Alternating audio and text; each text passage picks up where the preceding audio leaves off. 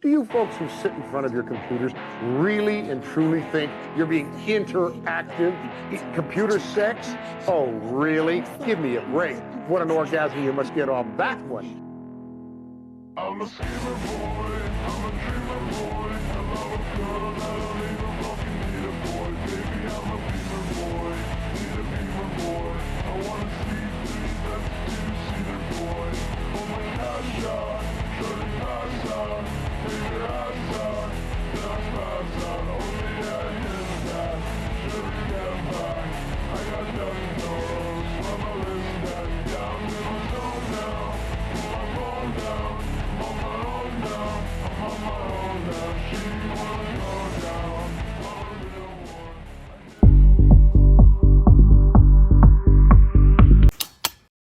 5, 4, 3, 2, 1.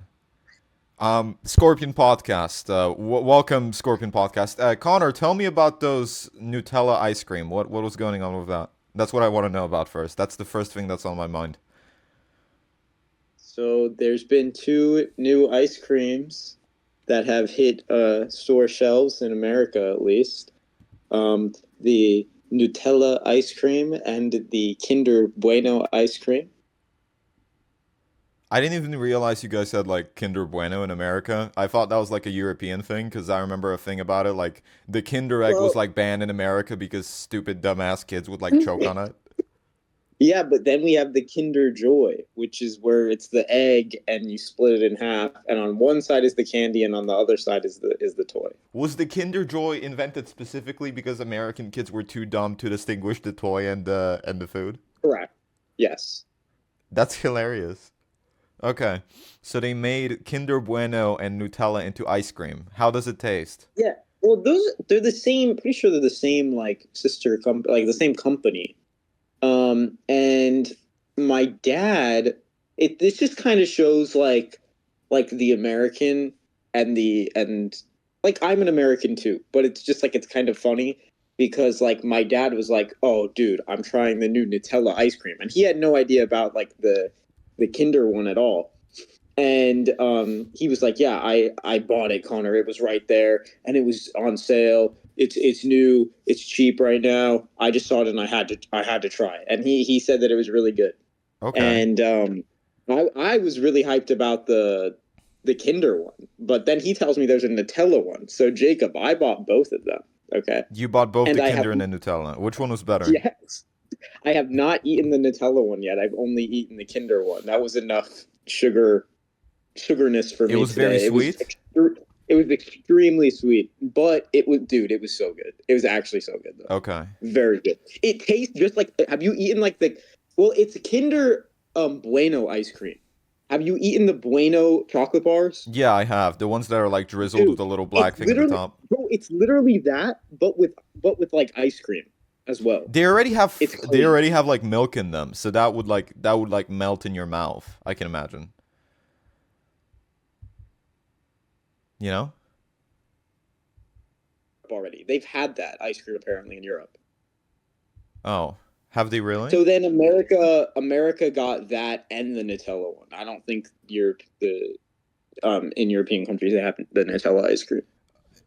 That's what I was thinking about because you were saying like, oh, the Nutella ice cream flavor is like new, and I'm just like, I'm pretty sure I've seen that before.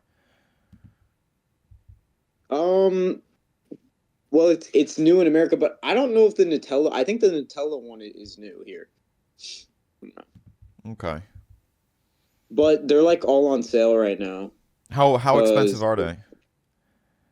Well, I think they're like 50% off right now. Like they're like $3 right now. $3 is crazy in this economy.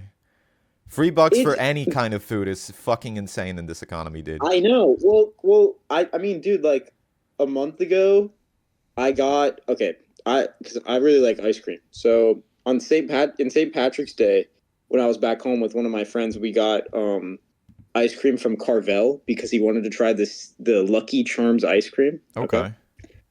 Dude, bro, why did I spend like $7 on ice cream? Dude, like on some stupid cup of ice cream. At the ice cream place next to where I live, like at the closest ice cream place, I legitimately spent like $20 on like 3 scoops of ice cream. That shit was not worth it. Well, Jacob, not for nothing. You always get like the most amount of ice cream that you can get, and you get like all the toppings. That's true. You spend like $40 at Chipotle, like you've I told do me. spend So 40. Okay, the Chipotle thing is justifiable. I already explained how this it's not. happened to you.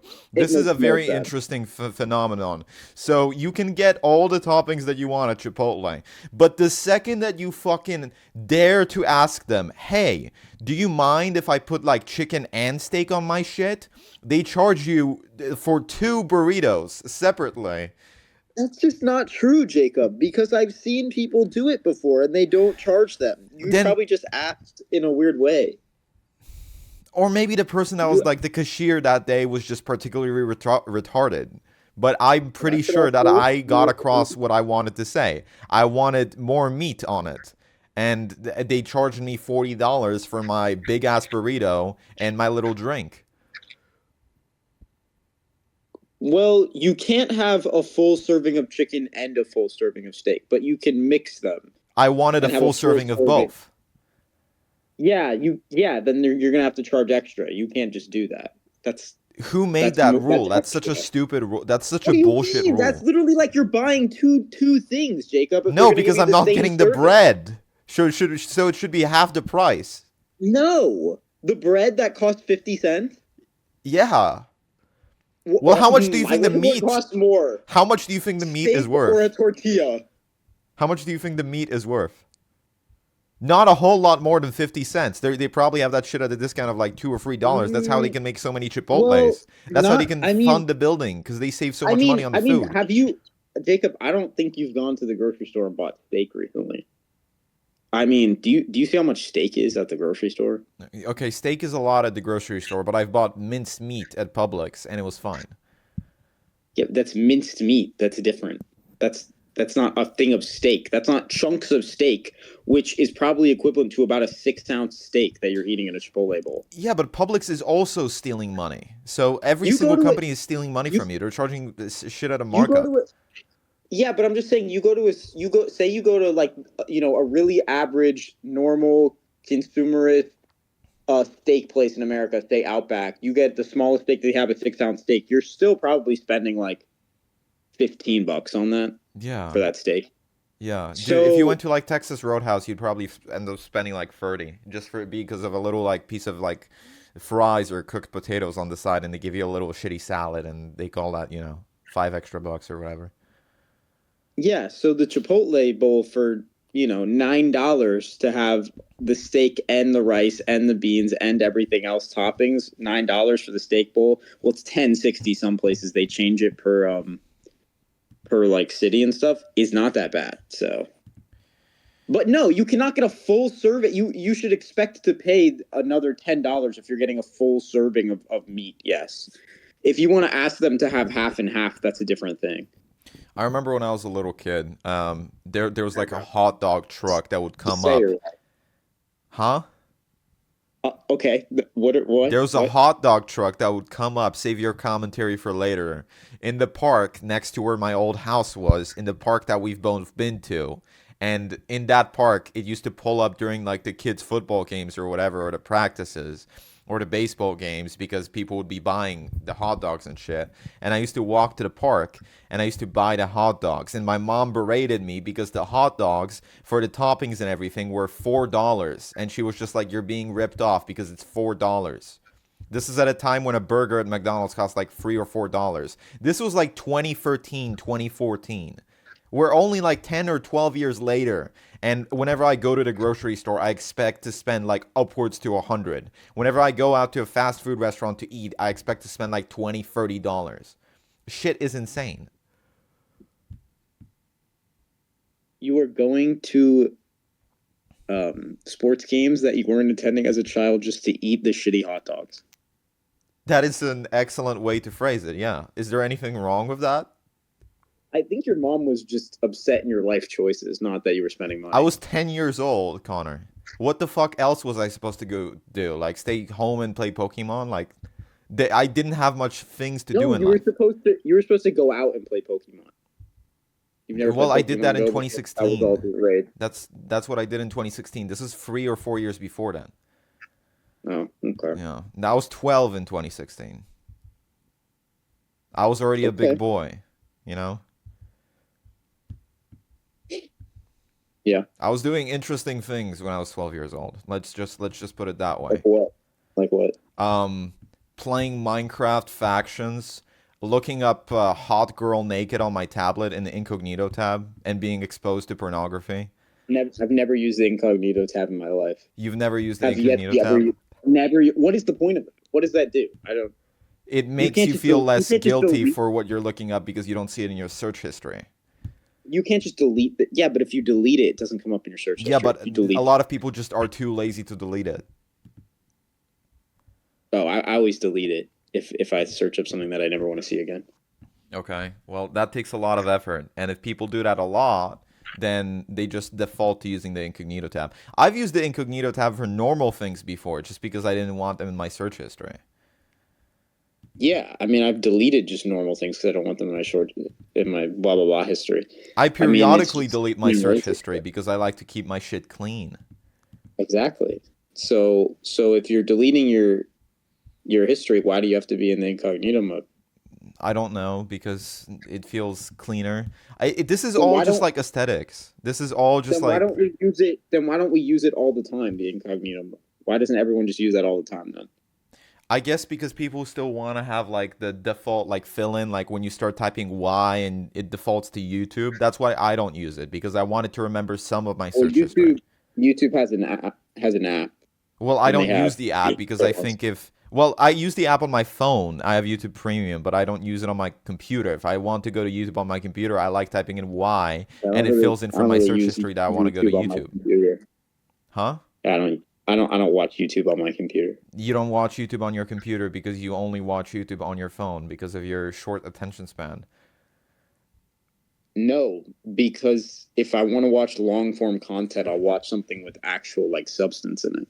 Like Okay. I don't think what we're doing right now is going to have a lot of substance for someone. And I hope they're not watching it on their TV or their laptop. I hope they're listening to it while they're doing laundry or washing the dishes That's what I've been in the thinking. back. That's what I thought about before starting this podcast. Actually, like there's something pretentious about running a podcast like this, where you're assuming that your thoughts are interesting enough for people to willingly look them up and listen to them and pay attention.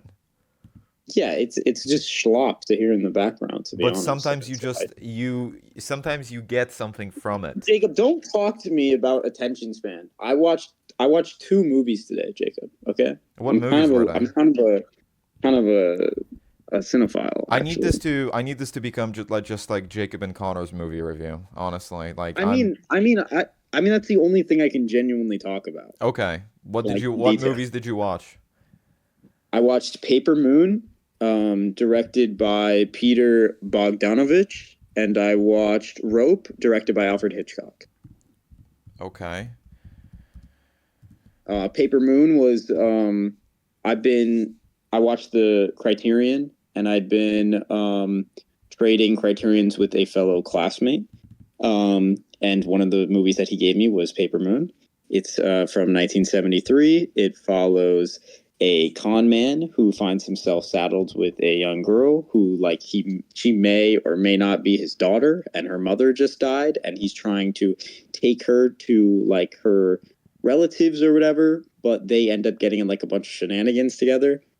And it's pretty great. I mean, it's pretty good. It didn't like connect with me like super emotionally, but like it was just made really well, and it looks really great.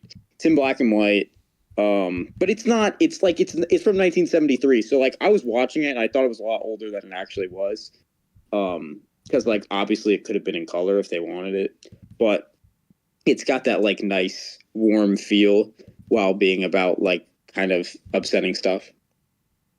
Yeah, I'm reading the Wikipedia right now.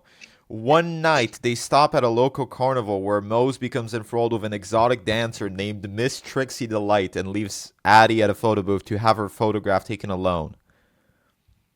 Yeah, at the Paper Moon. And it is suggested she has a venereal disease causing her a frequent need to urinate. Correct. Yeah, this plot is kind of crazy. I'm like reading through it. Personalized Bible to their deceased husbands. And And Trixie Delight has a black maid that is basically her slave. Yeah, well, that was just normal in the 60s and 70s. It like only That was became like not normal in the 60s and no, in the 70s. 80s it became just like no, dude, it was. It was not. It was not in Yeah. the 50s and the 60s and 70s, Jacob. Dude, The 70s, it was not at all in the 70s, Jacob. Barely the 60s, barely the 50s. I think you're thinking of like the 20s and the 30s, man. yeah, well, obvious. Well, that's before they even had rights, but I'm just thinking of Dude, like the 70s, you mean like no, I'm you saying mean the like 20s are before you they mean like had when rights. The Michael 70s Jackson they is still coming had to that rock? shit. You mean like when we're you know, like you got people like Jimi Hendrix and Michael Jackson that are like beloved by everybody? And Dude, the it's like, oh flag of yeah. Mississippi up until 5 years ago was just a Confederate flag. You underestimate how Yeah, racist the world is. yeah, but that's also just because I think people like nobody's fucking thinking that it's a Confederate flag though. They're just thinking this is the way it's been forever and we're too lazy to change it and we don't care. Because it doesn't affect anyone. It's a fucking flag. I I don't see the correlation there. I still like no because like even in modern day movies, like you watched The Wedding Crashers and I watched The Wedding Crashers after you, and they just have like a black butler, and the joke is Who's that the he's black? black.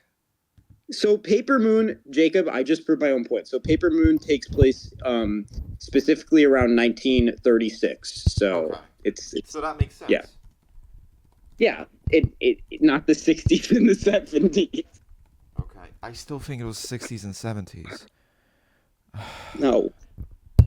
The 60s and 70s, bro. Like when did the guy have a dream, bro? What do you mean? That was like during the 60s and 70s.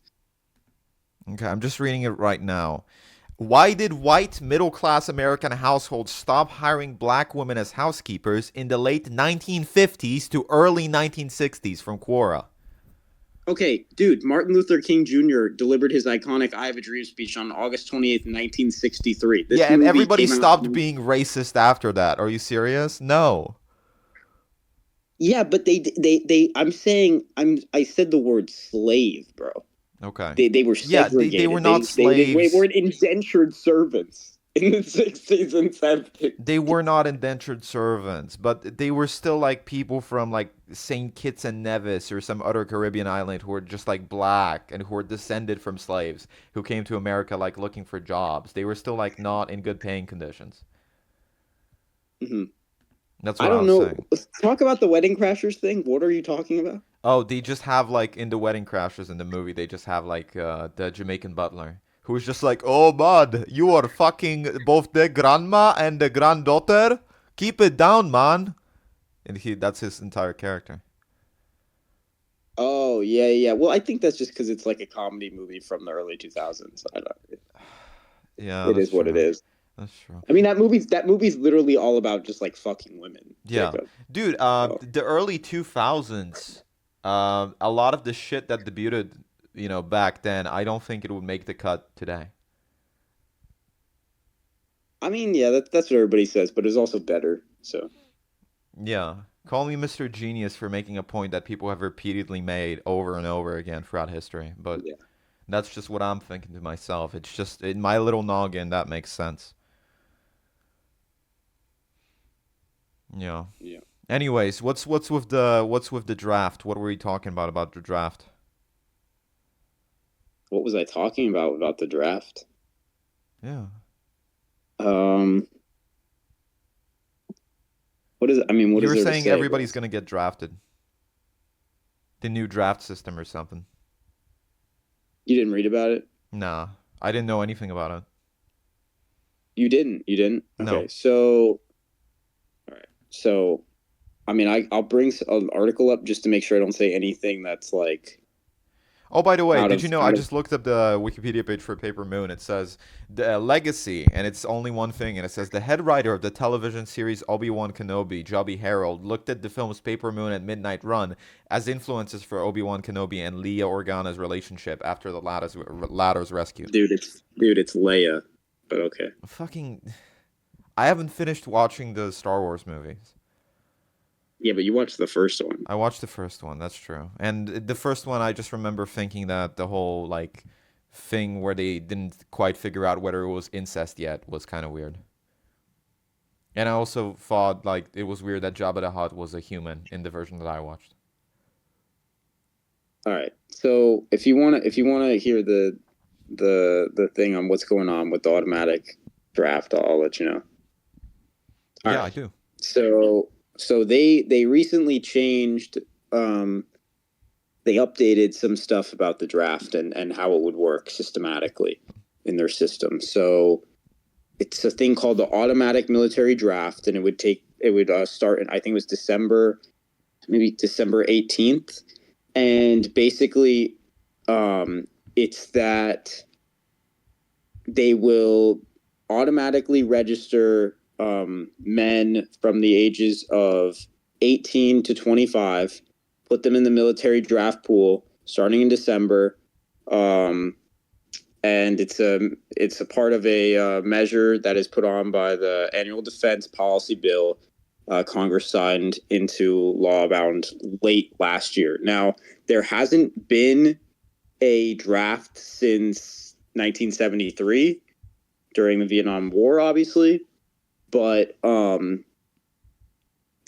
basically, for them to like officially have it and like draft like what we're thinking, like forcefully do it, Congress will need to go through like another thing, and like Congress will have to all sign off on it or something like that, is what I understand.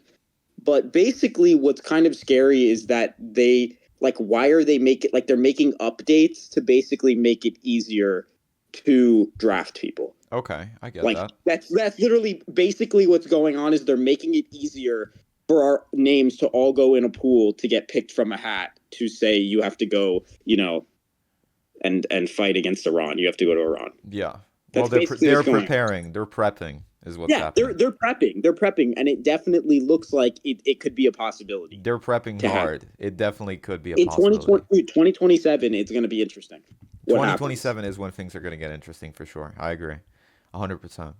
I had a side announcement actually that I wanted to make. This is about the state of the podcast. And I don't think, Connor, when we were together in person, I was going to tell you this announcement. And I didn't. And because I forgot to. When we were at the Waffle House, I was going to make this announcement to you. When we were at the Waffle House with the Waffle House waiter that was very clearly, the lady that was very clearly on drugs. Naya. Naya. Here you go, friend. Here you go, friend. No, that was insane. But I was gonna make the announcement then, but Naya kind of distracted me. So, you got Naya on the podcast. Yeah, get fucking Naya on the podcast. Track her ass down. We pay her $40. She'll do it. That's legitimately what we gotta start doing. Just start paying random like homeless people or like drug addicts or whatever to just hop on the podcast. Would make it a lot more interesting than whatever the hell we had going on in the first few episodes. But yeah, before I get sidetracked, my announcement. Everybody, hello. If you go on Spotify right now, and only Spotify and YouTube actually, and you look up the Jacob Ruczynski podcast, that's a thing now. It's been a thing for over a month. It's 10 pre-recorded episodes of Jacob Ruczynski. That's all. It's just you. It's just me. And what are you talking about on there? I'll actually look it up because I forgot. Okay. This is off to a really great start. It's on Apple Music? No, it's on Spotify and it's on YouTube. So on YouTube, the first episode was me complaining about Miami traffic. The second episode was me doing a Jordan Peterson impression for 2 hours. Third episode was going through the Reddit relationship advice subreddit and making fun of people. Fourth was about books and shit. Fifth one was about Letterboxd, actually. There's 12 of them. There's 12 of them, yeah. Sorry, forgot. But yeah, and then it's just stories. You have a lot of film reviews. Huh? Film review. Yeah, film review. I did a film review of the 28 Years Later, the second part. I did one of The Notebook, and I did one of Iron Lung. So there's some film reviews there. It's interesting. It's just stuff. It's just slop that you can watch and listen to. I just wanted to make some slop. Okay. Yeah. Everybody go TJRP, check the that out. Jacob Brzezinski podcast. Just the most excellent slop available. Comedy and Bill Burr, Film Bros, Yorgos, Letterbox. There you Burr go. on Bill Burr. Yeah, that's the one where he went to the Saudi Arabian thing. He got paid like $250,000 to perform in front of the Saudi royal family, and he was like defending it.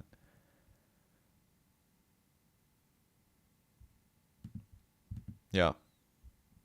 So, Dude, you talked for an hour and 47 minutes about a Miami parking space. no, I just branched off into everything. Honestly, this is just like you can You're You've just been friends with me talking. so long, where you can imagine me, going on a huge monologue. Just imagine that, but it's just pre-recorded and uploaded. Okay. Yeah. Kind of concerning. Yeah. Do you think this says something about my mental health? I don't know. Do you think it makes some implications? Anyways, yeah, that was a month ago. It was a while ago. It was all just posted, and you don't really get the time in life. You don't get enough time to just kind of drop these things and talk about them. So I thought now on the main podcast it would be a good time to do it, I suppose. Uh, but yeah. We talked about the Nutella. We talked about the draft and Connor, uh, how he's gonna become the guy from whatchamacallit. What's the movie? Full Metal Jacket. Connor's No, no, no, no, no, no, no, Connor's no, no, ready no, to no. become the Full Metal Jacket guy. I will not become the guy from Full. No, Oh, the guy because with the he's like a glasses. journalist. He like takes photos and he makes Yeah, movies. yeah, That's dude. So I was thinking about this. Yeah. I will be. So I was actually thinking about this because, like, all right. If we're about to get zany and wacky, and I'll flip this whole episode on its head, yeah. let's do it right now. Yes. Because basically, I was brainstorming today, and it'll be kind of difficult to tell this story because I'm gonna have to leave out some people's names. Okay. But That's fine. I was thinking today, and I was like, how like I'm already kind of a cynical person, and I even just like small things from high school or past jobs or just like problems with family members will kind of change my entire outlook on things. And I was sitting there thinking, I couldn't even imagine if I got drafted and I had to go to some random ass country to fight some shit that has nothing to do with me for other people. I would go insane. It would genuinely be such an interesting plot point. It would be like it would turn the whole thing on its head, and I don't think I would be able to like go out of the fact that nothing matters. Nothing matters because I'm in college right now. I've done my entire life doing what everybody's been telling me to do, going to school, and working here, working there a little bit, paying attention to my studies and whatever, and getting invested in things that I enjoy and want to learn more about and become a functioning member in society, blah, blah, blah. And to take that and to twist the whole thing and just throw it out the window and be like, now you have to go to Iran and fight for Jewish people. Mm-hmm. Yeah, that's why they stopped doing the draft in after Vietnam. It's just like I'm sorry, but it's literally just the death sentence. It's literally just the death sentence for just being a person. Yeah. Like it's gonna be insane if it happens. It's gonna and I don't. You know what else I think it's gonna be? I don't think at least 50% of the people are gonna comply and go. I think there's gonna be a crazy like. Can you imagine with TikTok, people getting drafted with TikTok being a thing and with Instagram being a thing and with people like being able to communicate over social media, how much like chaos there would be? People would like bitch about it relentlessly. They're going to have to rip us out of our goddamn homes to get us to go to fucking Iran. They're getting like seriously, like this generation, bro, like compared to other generations, they would rather just be like, No, arrest me and give me the $250 fine, because that's what it is. So if you don't know, guys, if you were to not do this draft, if it happens, if you were to not comply, you would be sentenced to 5 years in prison, and you would have to pay $250,000. $250,000? 250 $250,000. Yeah, Okay.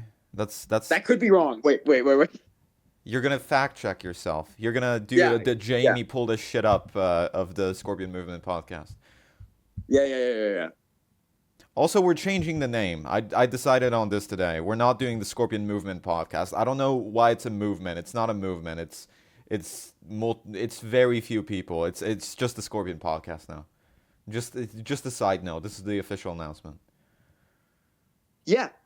So it's $250,000. Fact checked. Okay, 250,000. That's like it reminds me of like the little, on Blu-ray when you would like play a movie and before the movie it said piracy is a serious threat and piracy is a serious concern, and it would tell you that it's $250,000 for piracy. That's what that reminds me of. Don't even talk to me about piracy in the United States, because that's a whole other thing I can go on about. Please, because that's a niche I can go on about as well. Because I go to school for film. Obviously, is if you watch the other episodes or whatever, you would know. But I am in a producer's class, and I have this book that, by the way, I had to rent from my school instead of renting. It was like $20. Anyways, it's called Producer to Producer. We'll just shout this guy out, by Maureen A. Ryan, and basically, it's just a normal textbook about like how to do producing in like the modern like film space, whatever. And in the book, it's like this whole thing about like, your screeners, and like how piracy is like this big problem in the United States, and this and that. Well, recently I had a kid who became a good friend of mine. He was an exchange student from Russia. And he laughs at me when I talk about piracy. He laughs at me when I'm like, oh, I'm going to rent this movie. He's like, dude, people from my country would be like, what are you doing? Renting, spending money for a movie. Piracy is the only thing they know when it comes to watching movies and TV shows. Same with my other Russian friend who is the United States citizen. He has like, oh, I'm downloading this in UHD 4K, blah, blah, blah, on my home TV. Like, he doesn't need any of this, So... It's funny, but anyways, what was I talking about before the whole piracy thing? I was talking about how, the $250,000 fine, and how they're gonna have to rip some of these kids out of their homes, dude. It's not happening. It's not happening. I'm scared about the draft happening, but then you think about the types of people and the world that we live in. Like I said before earlier in the podcast, the last draft happened in 1973. February 1973. 50 years ago. That's a long time ago. That's half a century ago. Yeah, the world has changed. Very different then. The world has changed. I don't think people. Well, I mean, not only has the world changed, American citizens' outlook on the way that America, cares for them or lack thereof has changed. I don't think people have that spirit anymore. Majority people, I don't think they want to die for this country. I think a lot of people who live in this country hate this country. Yeah, a lot of people that live in this country that are citizens hate this country more than people that are not citizens. Yeah, the vast majority, because that's like the weird thing, because people who move to a country have explicitly chosen that country, like they wanted their entire lives to live in that country, and finally they're getting to. Like my parents being immigrants, they're just like, fuck yeah, America, I fucking love America. And it's because they're not from America. It's because they willingly chose to be there. And if you're just born in a country and then something about your life fucking sucks, you're just like, well, I don't like the country as a whole. It makes a lot of sense. Yeah. And like when I lived in the UK, everybody that was born in the UK was just like, man, I fucking hate the UK. And I'm just like, I like the UK. That's why I chose to be here. And it's a weird dynamic, For sure. Yeah. Yeah, a lot of the kids, like I said, a lot of people don't like this country as it is. And then you take 18 to 25-year-olds, Come on, man. And you know what else they're gonna have to go through? This is just a little joke, but dude, all the girlfriends of the 18 and 25-year-old guys, dude. Yo, yeah. I don't think they're gonna let the government take their man away from them, bro. I'm telling you right now, they're gonna have to go through all the girlfriends Yep. to get to all the boyfriends. Yep. Yeah, I think that would be a major impediment as well. But if somehow they come ice style, rip us out of our homes, and I end up in Iran, yes, I was thinking about it, dude. I'm gonna because like the whole like thing of me going to school. I just got into the good program for the film thing, blah blah blah, all out the window. Dude, I'm gonna make like the best war documentary of all time. Oh my God. Yeah. Honestly, I wish for that timeline to happen. I don't mean this in a mean way, but I wish that timeline would happen right now just because I think some interesting things would come of it as being your friend. I think Oh, like dude, you my have the entire ability to life, make the most of these situations whenever you're faced with my a shitty entire problem. life, my entire life would. I mean, it would be very interesting. Let's just say that if I got that, and that's another thing too, because I don't really know my political views. Like I don't even know my own political views, and I don't I know think your this own is a political lot. views too, and I've been friends with I, you for like 7 years. I think a lot of people that are my friends don't really like understand, and I think that's kind of why I get along with a lot of people too, because they don't really know, because they don't really. I mean, unfortunately, and a lot of people hate this, but like I don't really stand for anything, and Hmm. I know they say like what's the line, like You're a a man that centrist. stands, How dare you? You need to stand for yeah. yeah, like a man that stands for nothing falls or something A or man that whatever. I stands don't for know. nothing, his dick stands with him. Something like that. Yeah, it's a dumb quote. I think there's less penises involved, but yeah, it's something like that, and it's like when it comes down to it, like what the fuck do I know about Iran? What do I know about Israel? I don't even know about the United States, bro. Besides my tiny perspective on it, like this is the world, bro, and I just think that like my voice, is fine talking about movies and TV shows and things that I like and my own experience and my own worries, but I can't speak for That anybody is else, an man. incredibly mature position that I think 90% of people are too stupid to take. That, everything is so complicated that you cannot possibly have an opinion on all of it, and you should just adjust to your Exactly. given situation. Exactly. Like I'll have an opinion on how it affects me, I guess. But like right now, like and maybe that's super selfish because it's like I don't care about your war until it affects me, until I get drafted. But I mean, to be honest, I mean, yeah, like unfortunately, I mean, come at me for that, but it's like, yeah. Yeah. I mean, I don't know I don't understand what the fuck the war is about.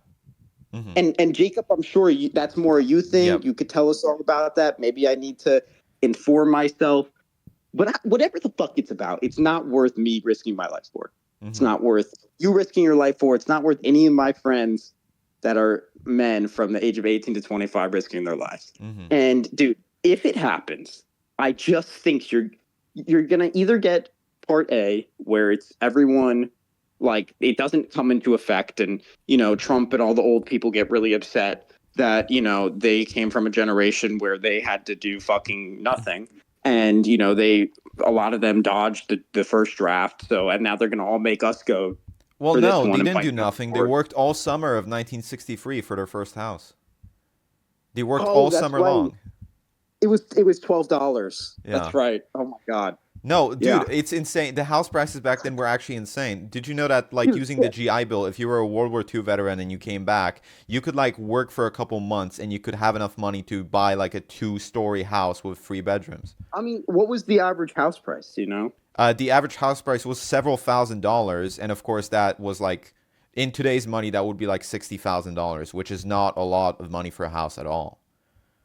Yeah. You can correct me if I'm wrong, but if from what I remember, it's like small houses were only a couple $1,000s. Yeah, because I remember seeing this ad too, and it was just like Jim lives in a small house. It's only $10,000, and it shows like a medium-sized suburban home, and it was from the 1950s. So it's insane. But yeah, in today's prices, that's like 50, 60,000 based on the, salaries and all that. So that's insane. But yeah, you were saying like about the history of it.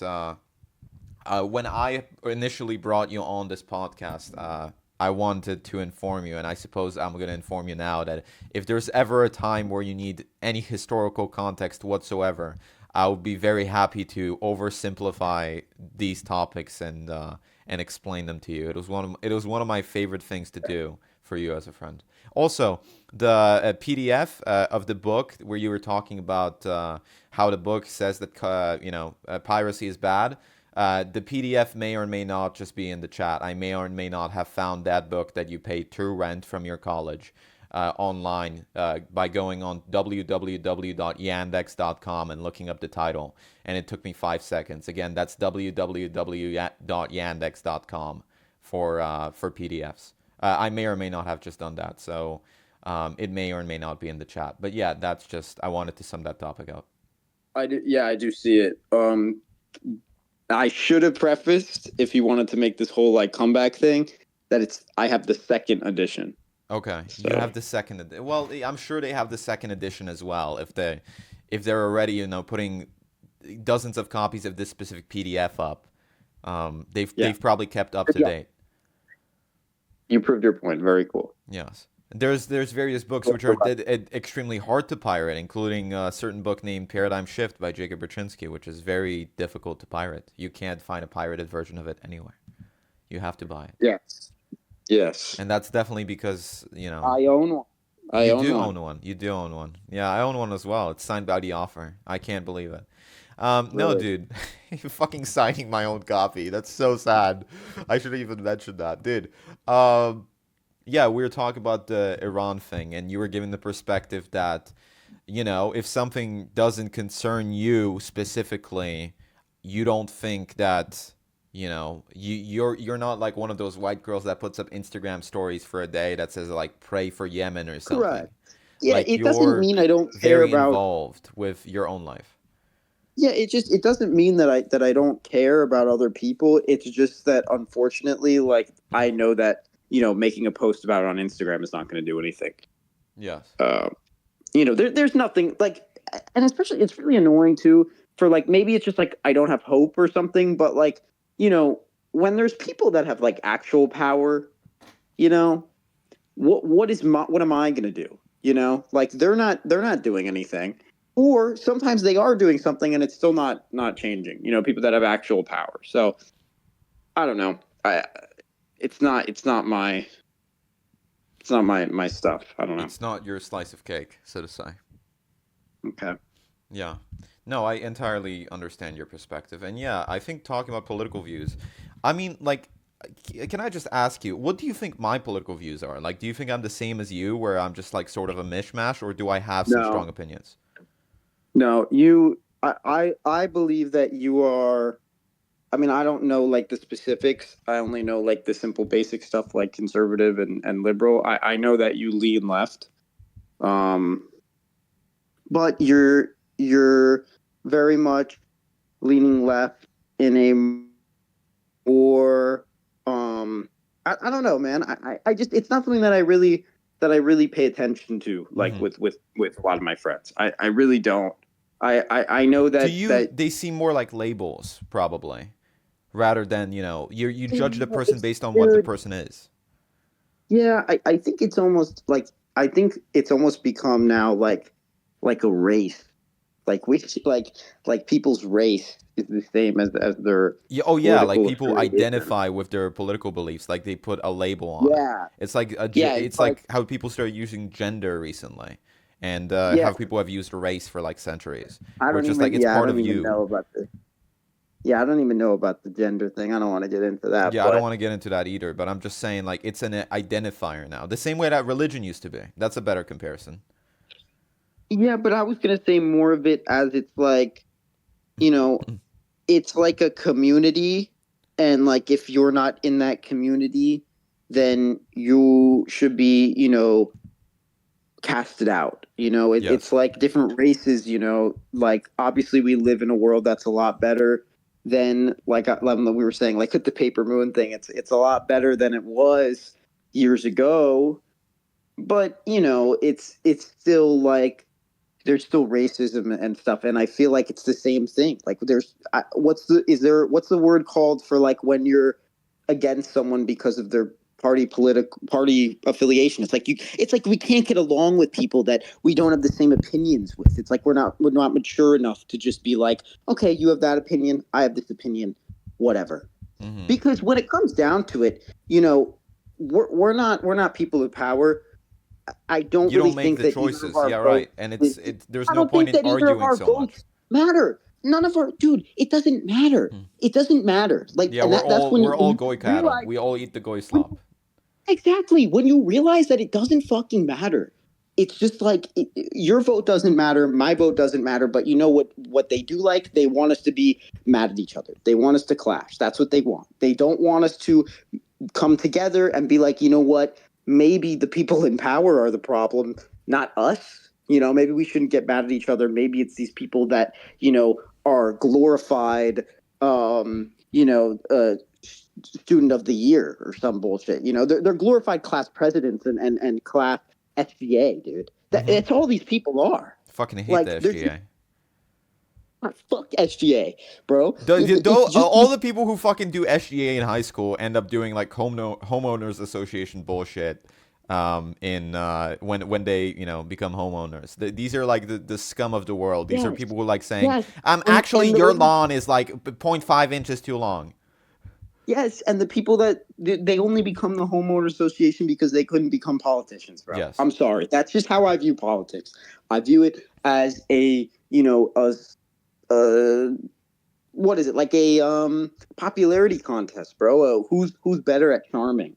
Literally, yes. Who's funnier? You know, it's just like whatever, man. I mean, our current Oh, president is literally like a reality TV star. So he was, right? Yeah. yeah, So it's like oh, I bring up Megan Thee Stallion on the stage, and let's do white guys for Harris, and then this yeah. guy fucking wins, and he's like, I'm gonna give you guys a whole your own halftime show, and we'll talk about fishing and fucking each other because we're gay men that like trucks. I don't know. Like That's yeah. I don't know. I don't understand it. Yeah, it's like a It's show. It's bread and circuses is the old phrase. what was the show? It's an old phrase. It's bread and circuses. It's Bread just and they like circuses. give like little shows where they're like doing like little stuff where they're trying to they're trying to pander to people. And then election season ends and they're all just like, all right, back to stealing Yeah. money, I guess. Yeah, and, Give us and your why does it taxes. why does it seem like older people are Fall the for it ones more. that are so yeah, but Yeah, more because they than have nothing anyone. else to do. Because they have nothing. It's just they hold on to it. And when I say older, I don't just mean grandmas and grandpas. I mean 40, 50 as well. No, Like both it's my parents and my grandparents, they're all extremely like involved in politics and they all have their own views and they go by these labels. They're not even like 3 out of 4 of them, like when you take my parents and then my mom's parents, because I don't have my dad's parents, but when you take my single set of grandparents and my single set of parents, 3 out of 4 of them are not even religious. They just replaced like religion with politics, and it's the most important label to them, yeah, their it party is their religion. affiliation, and it's very very silly to me because their lives don't change when the Oh, party that they like wins. It's like sports. They identify with it like it's their religion or race, but it's really is just like sports. Like your there favorite you go, team man. wins and you get fucking nothing except bragging rights over the Yeah. poor fuck who supports the other My team. my analogy with the race thing, you're right. It's the Hmm. religion thing. That Yeah. It's a bit of the race thing as well. I got entirely what you mean, but it's more of just like you can choose it. You can't really choose your race. But you can kind of choose it. Like you already lean some way, biologically speaking. Like you're more likely to believe this or that just based on how you're raised and what type of person you are. But you can ultimately just choose to be part of the other team or convinced to be part of the other team. I think is the greater thing. Um, I'm sorry, it dropped out there. What happened there? no, sorry. I'm just saying you can be ultimately convinced to be part of the other team. So No, it's I got kicked. I left the session for a sec. Did you really? That's okay. That's disappointing. But yeah, I was saying the analogy works both ways. And they get super like involved in it, not in the way that people get involved in sports. But for me, like in my experience, I think it's because like young people, 90% of the shit that we think about is like, okay, people think about relationships a lot. I know like in the late teens and early 20s and mid 20s, like that's pretty much all that people think about it, you know. A lot of people. When they're not thinking about that, they're thinking about, you know, their personal lives and what's happening in their personal lives or college or work or like what they're doing, what their plans are, what their journey is. Getting their work together, Getting their shit together because they realize that if, you Yeah. know, their parents kicked them out of the house, when they realize that, you know, their life could fall apart at any instant because it's at the mercy of other people who have been alive for longer. So they're just like shit, fuck. I gotta catch up. I haven't done enough. I gotta do this. I gotta do that. There's all these things that I gotta worry about. Like we've got shit to think about and we've got shit to do when we're at this age. Us older Zoomers, but these Zoomer. older Zoomers. These fucking boomers and these people that are in their like 50s, 60s, 70s, they've already like handled their shit. So now they're just looking to, you know, play power games because they've got nothing else to do with their life. I mean, what? You're 50, 60 years old. Your position in life has already pretty much been settled. You're not going to learn to play the guitar and become a fucking rock star, you know? Yep. No. And I feel like by that age, they just become super just convinced of whatever shit they've been fed by AI slot machines on the internet.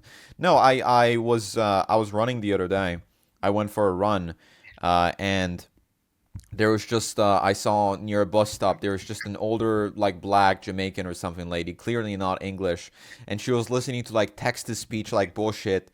AI slop on full volume on speaker on her phone, and you could so clearly tell that it was just some like AI channel on YouTube, and she was listening to it and she was like looking at her phone and she was like nodding to herself.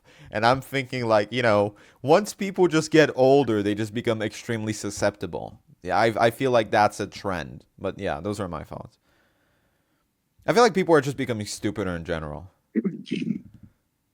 Yeah, no. Every generation, I think, is becoming stupider, and then I think it's just a multitude of reasons. Yeah. Man, I don't want to get old. I don't want to be just like, hey, these fucking kids nowadays. I want to be young forever. I want to be forever young. My Alfred, yeah. I was saving it from copyright. No, it's if you sing it, you don't get copyrighted. You know that? That's not true. If you sing it, or you don't. And if you sing it, or it's a cover, you don't get copyright. I've used covered songs before for the intros, simply because they don't copyright you if it's a cover. If I covered the song, if you covered the song Forever Young, and we didn't actually play it, it was just you singing it, we could fucking upload that and monetize it. It's fine. Really? Yeah, it's protected under freedom of speech because technically it's not the only thing they can copyright is the recording. They can't copyright the words to the song. They can't copyright the tune of the song. They can only copyright the specific recording. If you remade a scene from a movie and you shot it like on your camera, they wouldn't fucking copyright it. That's not copyright infringement because you remade it. It's like the little Indian kids that reenact the scenes from Breaking Bad and Better Call Saul and upload them to TikTok. That's not copyright infringement. They took the script, but they're doing it in their own, way. They have the creative liberty to do that. I thought the lyrics were like... I don't think so. At least not on YouTube. The composition of the music, though. At least not on YouTube. You can't upload a song. Oh, you're saying on YouTube, I guess. I don't know. Yeah, but the composition of the music too, because I was saying like a cover. So if you were playing the song on your guitar, it would not be perfectly the same composition as the original guitar recording, even if you were using the same chords and tabs. So they cannot copyright it because technically it's not the same song. It's slightly different. Yeah. This is the wonderful thing about copyright law. Like, the only reason that I noticed was because I was told about all of this from when I was very young. There's like a particular instance where I got upset and I thought, this is really fucking stupid. I found a little like Coca-Cola. Yeah, nice guitar, man. I found a little like Coca-Cola font on the internet, and I was fucking around with it. And I wrote Coca-Cola in the little like font tryout bar, and it wrote Coca-Cola, and it looked exactly like the Coca-Cola logo. And then I started crying because I was like 8 or 9 years old, because I was just like, I just broke the law. They're gonna come, the police are gonna come to the house, and they're gonna arrest me for breaking Coca-Cola's copyright. That's good. That's good. Yeah, I was worrying about that. And then the older All I right. got, the more I realized that copyright is really something that companies use to scare you, and it doesn't really matter all that much. And neither does piracy. It's like how Heaven smoking can wait, pot. we're only watching the sky. It's like how Hoping for smoke. the best, but expecting the worst. Are you gonna drop the bomb or not? Let us die young or let us live forever. Okay. We don't have the power, but we never say never. Sitting in a sandpit, life is the short trip. The music's for the side. Can you imagine when this race is won? Turn our golden faces into the sun. Praising our leaders, we're getting in tune. The music's played by the madman. Forever young, I want to live forever young. Do you really want to live forever? Forever and ever. Forever young, I want to be forever young. Do you really want to live forever? Forever, forever young. Back to what I was saying. It's just how like smoking pot is accepted by people, even though it is illegal. That's the way it is with copyright infringement. That's what I wanted to say. I wanted you to finish the Right. song first. I think that like pot, dude, is basically legal. Like, I feel like at this point, yeah, like weed is so accepted that it doesn't can matter I that say there's a law something? against it. Can I say something about weed, Jacob? Yeah. It's just ranch dressing. And she's having like friends over, and she's older, and they're gonna have alcohol, and they want to drink alcohol as well. And she's like, "No, I don't want you guys to have alcohol." So Ted gets the great idea of, "I'm gonna go and just take the alcohol because I'm a small teddy bear. No one's gonna notice me in there." Okay. So this, so the girl, her name is Blair, and she gets in a fight with her girlfriend, and she's all upset. So then she Like sees, girlfriend, like right, gay, like lesbian, or girlfriend, yeah, like girlfriend? she's lesbian. Okay. Yeah, You left that but out, it's not but it's not okay. Go on. it's not really important to It's this not. part of the episode though.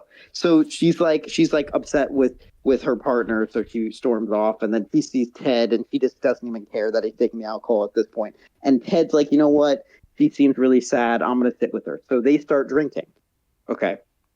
So they start drinking, and basically they're super drunk, and Blair ends up making out with Ted. Okay. I was literally about to make a joke like, oh, she get so drunk that she becomes straight, and you fucking dropped that on me. So like I you was gonna said, say that as a I don't know. joke, but I didn't want to say it because it felt like too stupid, and that is Well, the yeah, joke. she's like bi or whatever. So she makes out with Ted. Okay. What the fuck? So Go then on, so go then on. because Blair is like Ted can, or Blair is like, no one in our family can know about this, whatever. So Ted's like, okay. So when he sees John is very upset because he comes into his room the next morning, and John's like, what the fuck? You were supposed to give me the beer. We were supposed to get drunk together, whatever. So Ted's wonderful idea, Jacob, like, where do you think this is going, this episode? Because I think where where's the the Ted is gonna fuck the woman. I think the woman, the lesbian, is gonna fuck Ted. no. Okay. You Okay. have no idea. So Ted's wonderful idea is that his wonderful excuse is that he slept with their like 80-year-old neighbor, and that the older woman, it was a great experience that he had sex with a really old lady. So John is extremely desperate that he's like, we should go on a double date then. Does she have another old lady friend? Because I'm sick of all these young girls in high school that hate me.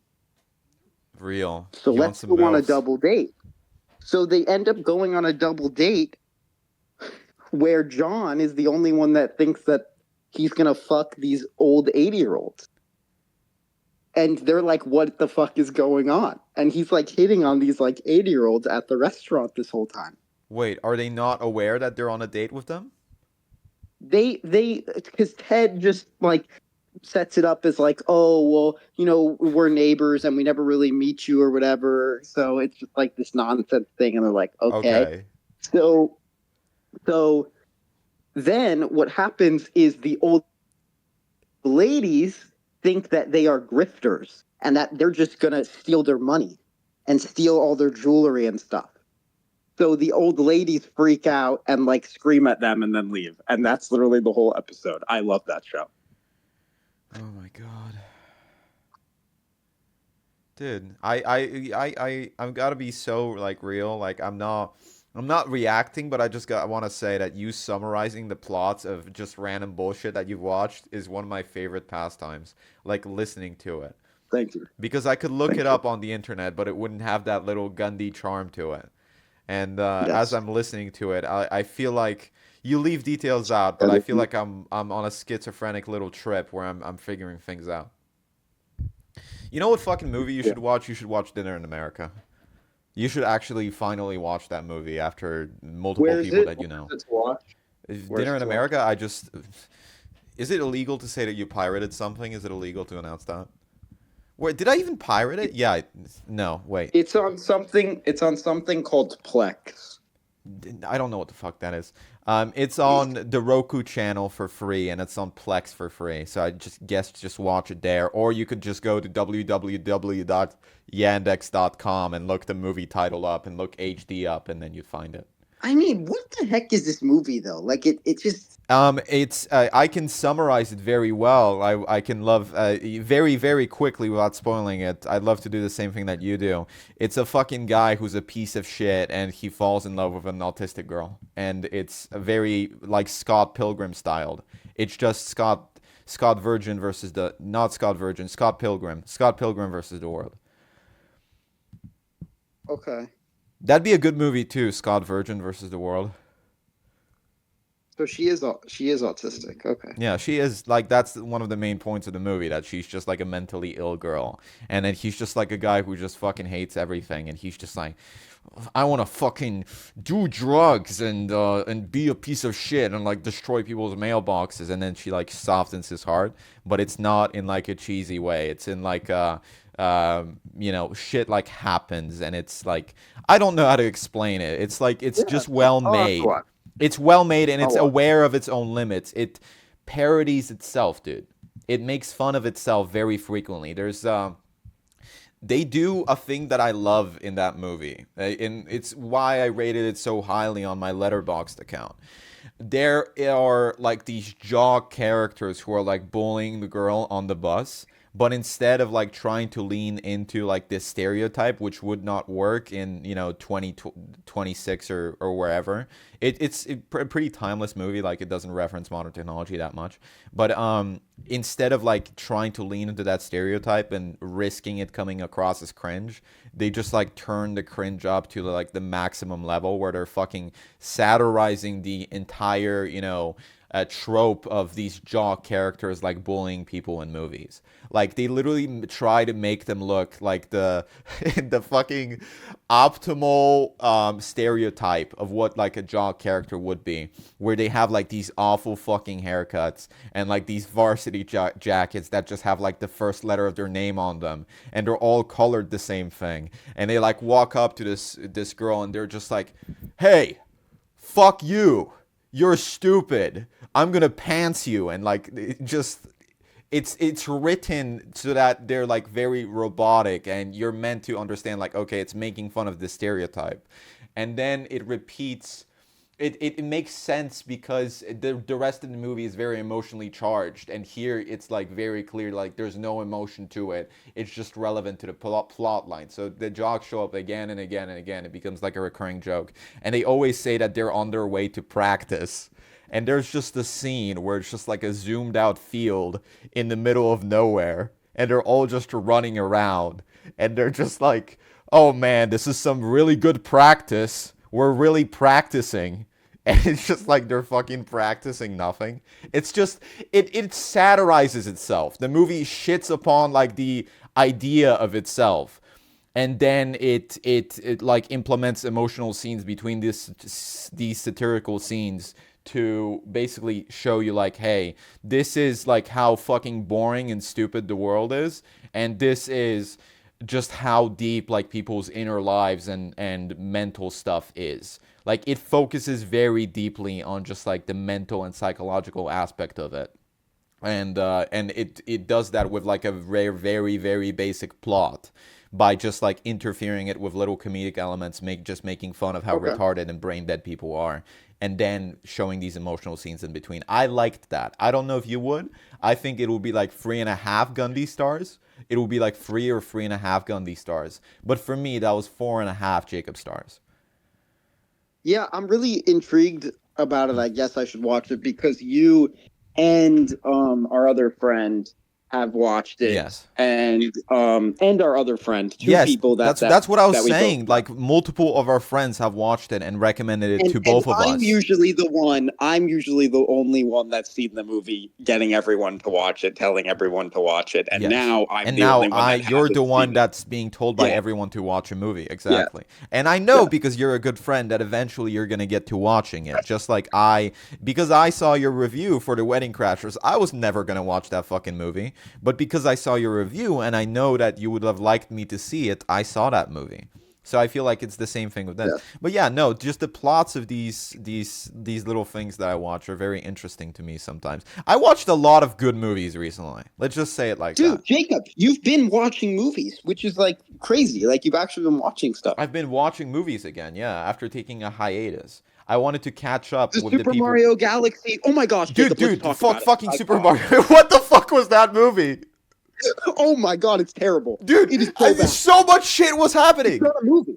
There was so much shit happening. There was something happening every 2 seconds. What was the plot? What was what was I meant to feel? La la, baby, Easter egg. It was 2 hours of YouTube Kids AI slop. It was literally 2 hours of YouTube Kids AI slop. I was so optimistic in the first like 2 minutes. I was just like, this is so well animated. Like I haven't seen the first part, but I'm sure it's gonna have like a plot line and there's something that's gonna happen. And it's just like fucking iPad baby fight scenes. It was like I was scrolling through reels the whole time. It was like a fever dream. Nothing was related to the thing that happened after it. There were these huge problems. They ruined like the castle or whatever. And they tie it back at the end of the movie where they're just like, it's Connor, it literally is, guys, where's the castle? And they turn around and the castle is gone. And someone says, it's gone now, I guess. And then they rebuild the castle and off screen. Yeah. They rebuild the castle off screen. What I was complaining what the fuck? To the person that I saw the movie with, what I was complaining, and they were like, "Well, that's not the what." The what person that I saw the movie with fell asleep halfway throughout the movie and was resting their face on their hand halfway through it and being like, "What the fuck is this?" And I was just enjoying. I had a beer. I brought a beer with me, so I was just enjoying myself. I was just drunk watching that, and I'm just like, I just love watching terrible movies. You feel like a baby taking a shit in your diaper in the crib with Cocoa Melon. Dude, now I get why there's just so much like stuff marketed around it, because it really is just a slop movie. Yeah, so like here's my example that I like give to everyone about why I think the movie is so like it's not a movie because it doesn't have like there's just no character development, no anything. Like there's nothing that gets like established well and like has a good payoff and stuff. So, for example, and I was telling this to the person that I saw it with, and they were like, "Well, what else did you want?" But in the beginning of the movie, Mario, and because now we can talk about this because you've seen it, and Yes. you can agree or disagree. So No. Mario is like nervous to give the present to Princess Peach, right? Yes. He's like, oh. So you can kind of, you not kind of, you realize that, he likes her. He has like a crush on her, whatever, Yeah. right? Yeah. What is the payoff to that? What was the point of him liking her? The only payoff we ever get of that is she kisses him on the cheek at the end, and he says "wahoo" and flies into the air, and then the movie ends. I don't know, dude.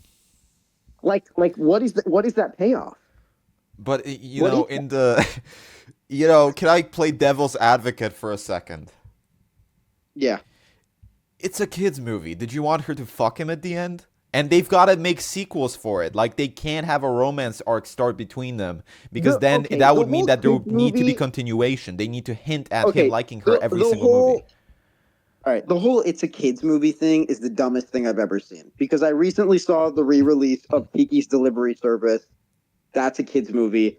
It's amazing. You could love it at any age. It has great themes. It has great messaging. Recently saw Hoppers, which is a modern animated movie. Great movie. Yeah, I has heard great that. I heard that messaging movie was on the fucking world. insane. I heard the plot of the. I looked at the plot of the movie and I'm just like, this is insane. I can't believe they would make something like this.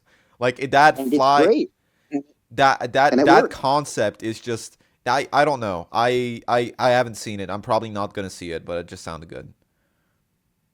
Yeah, but I don't understand why people are like, "Oh, it's just a kids movie." No, I get that, because with Super Mario Galaxy, yeah, I would agree. Like the entire idea of, oh, it's good enough for the children is stupid, because I want there to be messaging. I want there to be a plot line. I want things to make sense. I agree. I don't want it to be just like dopamine overstimulation that's going to be harmful to the people that watch it, because that's what I feel like Super Mario Galaxy movie was. No offense. Oh yeah, just feel like it's harmful.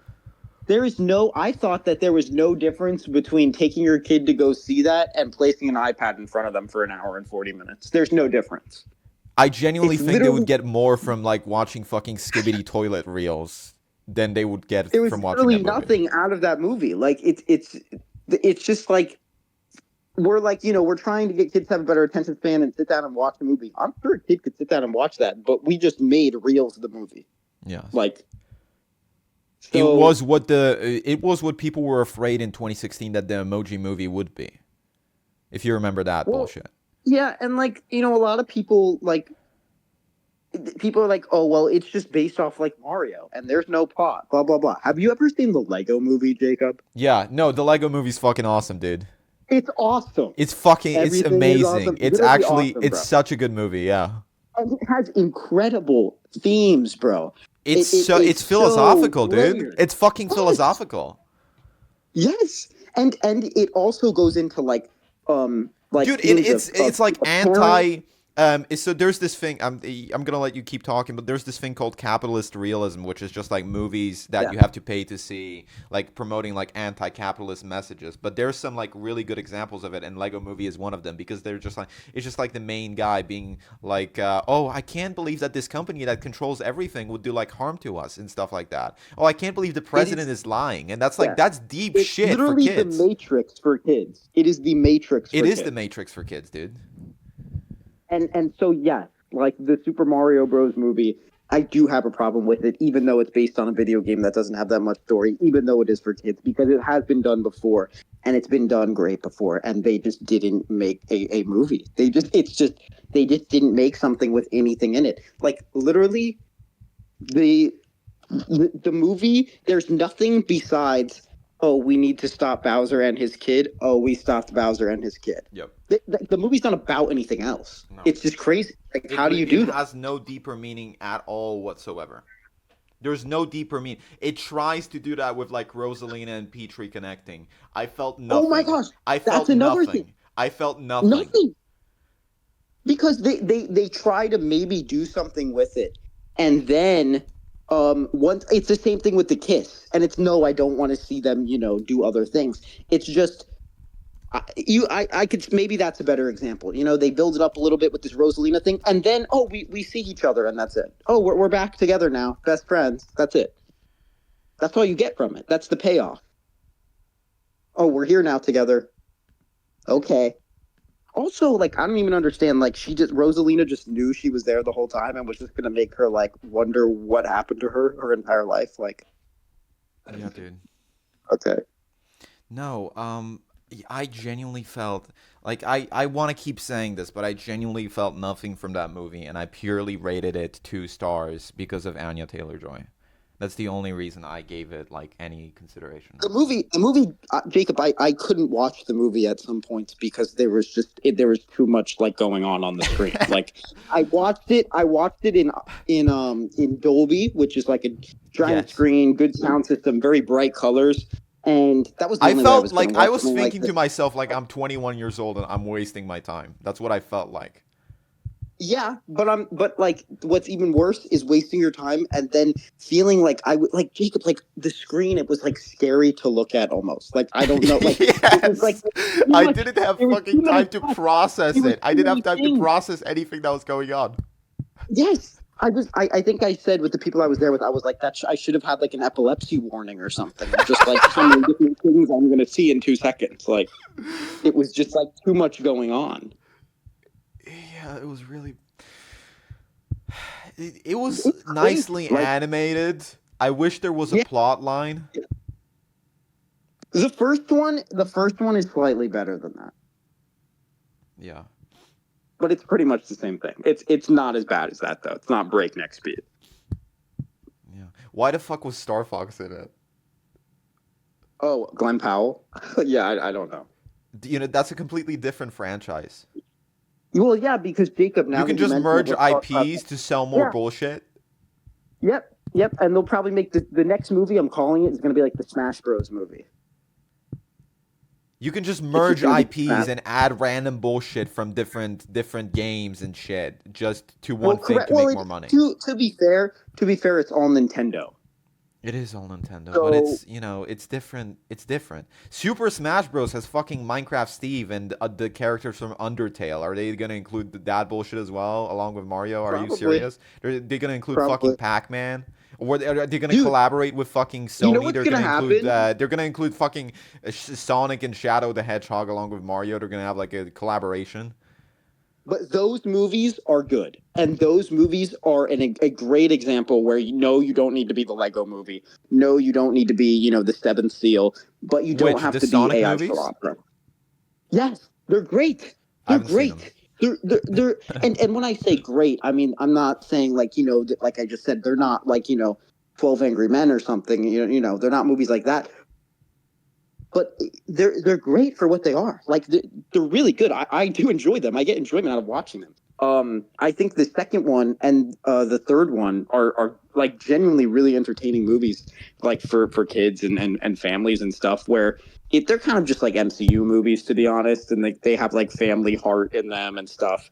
But they're not. Once you see the Galaxy movie or whatever, and you're like, oh, at least it's not that. Like, you know what I mean? Like, this is at least a movie. Like, you can get something out of it. Yeah. The Mario movie, like, I don't know what you get out of that besides going, oh my gosh, that's from the thing I played. Yeah. Oh my gosh, this is a reference to the slop that I previously enjoyed. Yeah, and also like it's I'm not a huge video game person, and I'm definitely not a huge Nintendo person. No. But I've never owned a I console in my mean, life. you would get more out of just playing Mario. Like, I could just be playing Mario. That would right be now, more but fun. instead That I'm would be way watching more this. fun. Yes, and you would get more out of it than just like actually playing the game. So it's like, what is like if that's what you like, right? And you're going to this movie because you like playing the game. Oh yeah, What are you the person watching? I came to see the movie with, you know who I'm talking about. That person liked the game. That's why we saw the movie together. Right? Oh, okay. That's the reason why we saw the movie, and the movie was indeed not a hit among the people that liked the game. The only other people that were in the theater, and keep in mind I live in an area where the movie theater is mostly, I have it to myself on most days. The movie theater was just like a bunch of really high kids in the back of the movie theater, and just like a couple with like their young two children, like a boy and a girl in the front row, and then us in the middle. And literally, like, the kids at the back were just making fun of the fucking movie, and the kids at the front were getting their brains permanently damaged by it. Yep, I got a headache watching it. I I genuinely did too. It's headache inducing. You're making me mad at the Super Mario Galaxy movie. I wasn't even that mad watching it. I'm mad because I didn't take it seriously because I was drunk. I'm mad now. I'm mad at the movie now. Yeah, it's just like, what is that movie? Like, is that a movie? Mm. Is it? I mean, what is a movie then? You know, like, how are we going to differentiate? Okay, help me out here. Differentiate, a movie from a TikTok collection of short clips. I would want to say like a movie has some philosophical substance to it, but people can do that in short films on TikTok. And also like I feel like TV shows do a better job of like entangling you into their world and like showing you like messages, like philosophical messages than most movies do. Like, I feel like there is a moral in almost every single TV show that I watch. Like, there is some sort of coherent story because they have to, follow it up. A movie has less of a responsibility to do that. A TV show has more of a responsibility to keep you entertained and to have, like, a linear sequence of events. Do you know what I mean? If it's not a No, sitcom, then it has to have a message. Otherwise, the whole format doesn't work. No, But they can overdo it. I don't know. I don't. I see where you're coming from, but I think that's only like modern television. Because I know you said like sitcoms, but like a lot of TV, it started out as TV. You don't have to be linear. You don't have to follow a different story. A lot of shows, it's like, you take something like Criminal Minds or something even new like The Mandalorian or X-Files. It's a villain of the week. It's a thing of the week. It's just a side quest each week. And then we have a sort of, lingering in the background plot that we'll eventually get to in like the season finale or whatever. Yeah. But it's a like side quest of the week thing. But I get what you're saying. Like if you're coming from a show of Game of Thrones or Breaking Bad or something. I mean, Yeah, Breaking Bad. No, dude, the thing that I'm thinking about right now, because it's funny that you mentioned like Criminal Minds or the X-Files or whatnot, and they have like a thing of the week. The thing that's got me thinking about are two separate TV shows. Have you heard of True Detective? yeah. Yeah, it's fucking very, niche, underground, unknown actor Matthew McConaughey. And he's just like, I think human consciousness is a tragic fucking fuck up in fucking in evolution and bullshit. I'm such a deep fucking guy. He plays a character named Rust Cole. The name of his character is Rust Cole, like Rust, Rust, and his last name is pronounced Cole. Like it's it's pretentious, I guess is what I'm trying to say. It's very well made and it's philosophical and it does its job correctly. And it's obviously a fucking amazing actor. But it's just it tries so hard to be meaningful, is I guess what I'm trying to say. But it reminds me of that format of like the main dipshit guy and his detective friend. That I also see in another TV show, and that's the TV adaptation of Hannibal from The Silence of the Lambs. I watched that show, and it's fucking Mads Mikkelsen, like you know Mads Mikkelsen, right?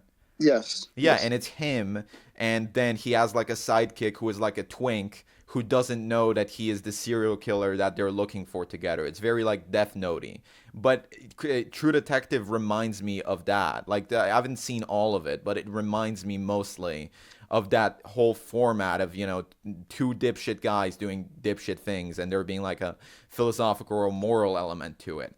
I feel like if you do not serialize things where you have like one overarching plot, you risk sinking into that territory where you're just milking it and milking it and milking it and milking it.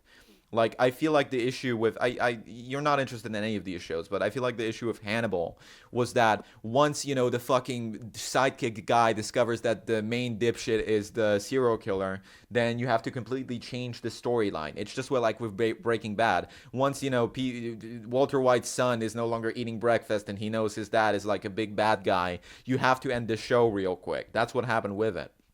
And I feel like with True Detective, it's just the same thing. Like, once you know more about the fucking mystery, then it's no longer a mystery show. It just resorts to, like, monologues and fucking Matthew McConaughey being like, time is a flat fucking circle and shit. Like, it's... Do you get what I'm saying? Like, you have to keep a line in between things. Mm-hmm. Yep. Okay. But at the same time, like, you're talking about serialized stuff, and then you're saying, like, the Ted series is great. So what's that about? The Ted series is like a thing that I'm talking about. Like you're saying, like something has to be a plot to be good, an overarching plot or whatever, when like Ted really doesn't. Yeah. Something like that. I'm not saying that it has to have one. I'm saying that it's dangerous when it has an TV overarching plot. Like, you I mean, have to TV is. do the I line. don't watch as much TV as film, Walk the line. but TV isn't it. What is that? I said you have to do the line, and then I realized that sounded like drugs. So I'm saying you have to walk the line. Like, you have to be very I careful about walk what the you include. line. But Johnny continue Cash. what you were saying. The TV. Yeah, TV's in a very weird spot right now. Like you take the TED show for example, the episodes are like 30 to 35 minutes long, but it's a sitcom. You know, I don't know what other like when sitcom and it airs on Peacock. Fucking Seth MacFarlane is smoking a bong, ripping a bong with his ripping a bong with his like teddy bear in his bedroom and going to high school. Is well, not Seth MacFarlane, whatever. Fucking just the idea of that movie. Seth like, yeah, I get why people would find that entertaining and funny. Well, Seth MacFarlane voices the teddy bear. Oh, yeah, that's. Listen, man, I was dragged to see Ted when I was a little kid. I told you about this story like a million times, right? Yes. This is the story that I've told you this fucking story 10 times as if it was the first time that I was telling it. I'm pretty sure I literally told it on the show. Yeah. Yeah. But anyways, yeah, like, I get why people would think that's entertaining. And it also has that thing of like, oh, dude, it's the IP that I already know, but it doesn't push it, I guess.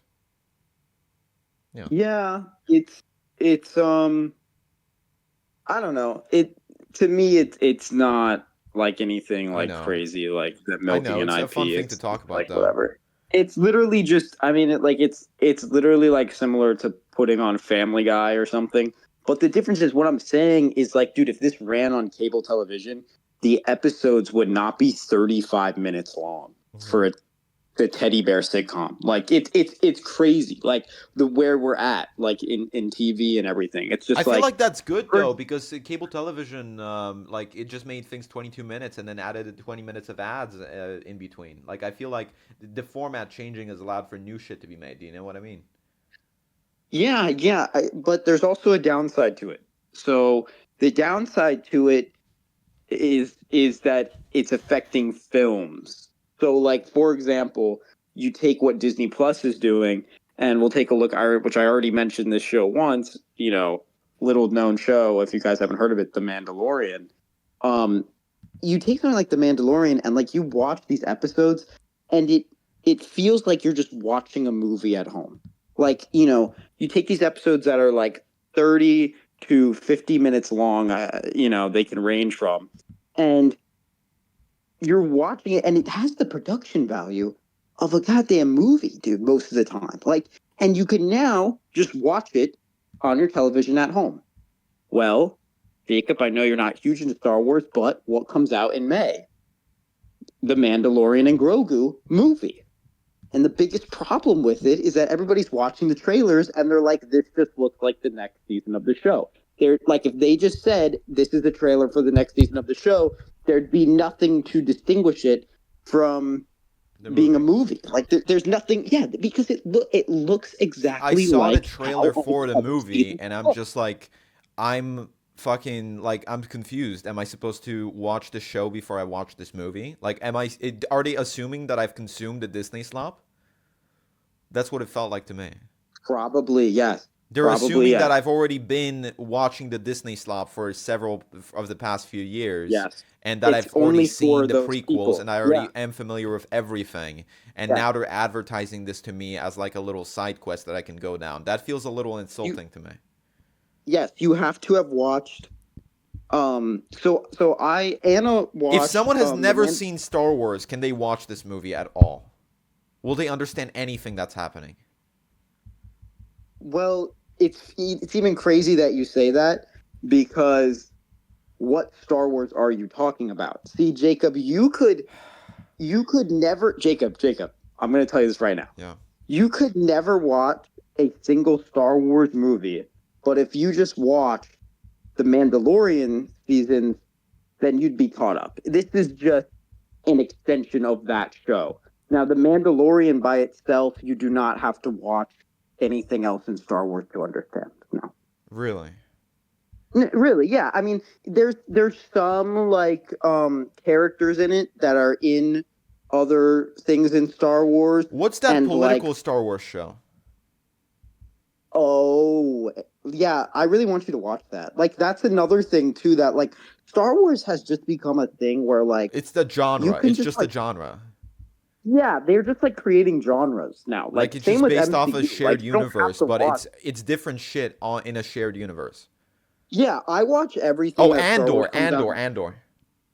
Yeah, I watch everything that Star Wars comes out just because it's like a part of my makeup and then like growing up and stuff. But MCU, I stopped watching everything that they pump out because I just don't care that much. And like the projects are so different. Like they're just making shit like something for everyone.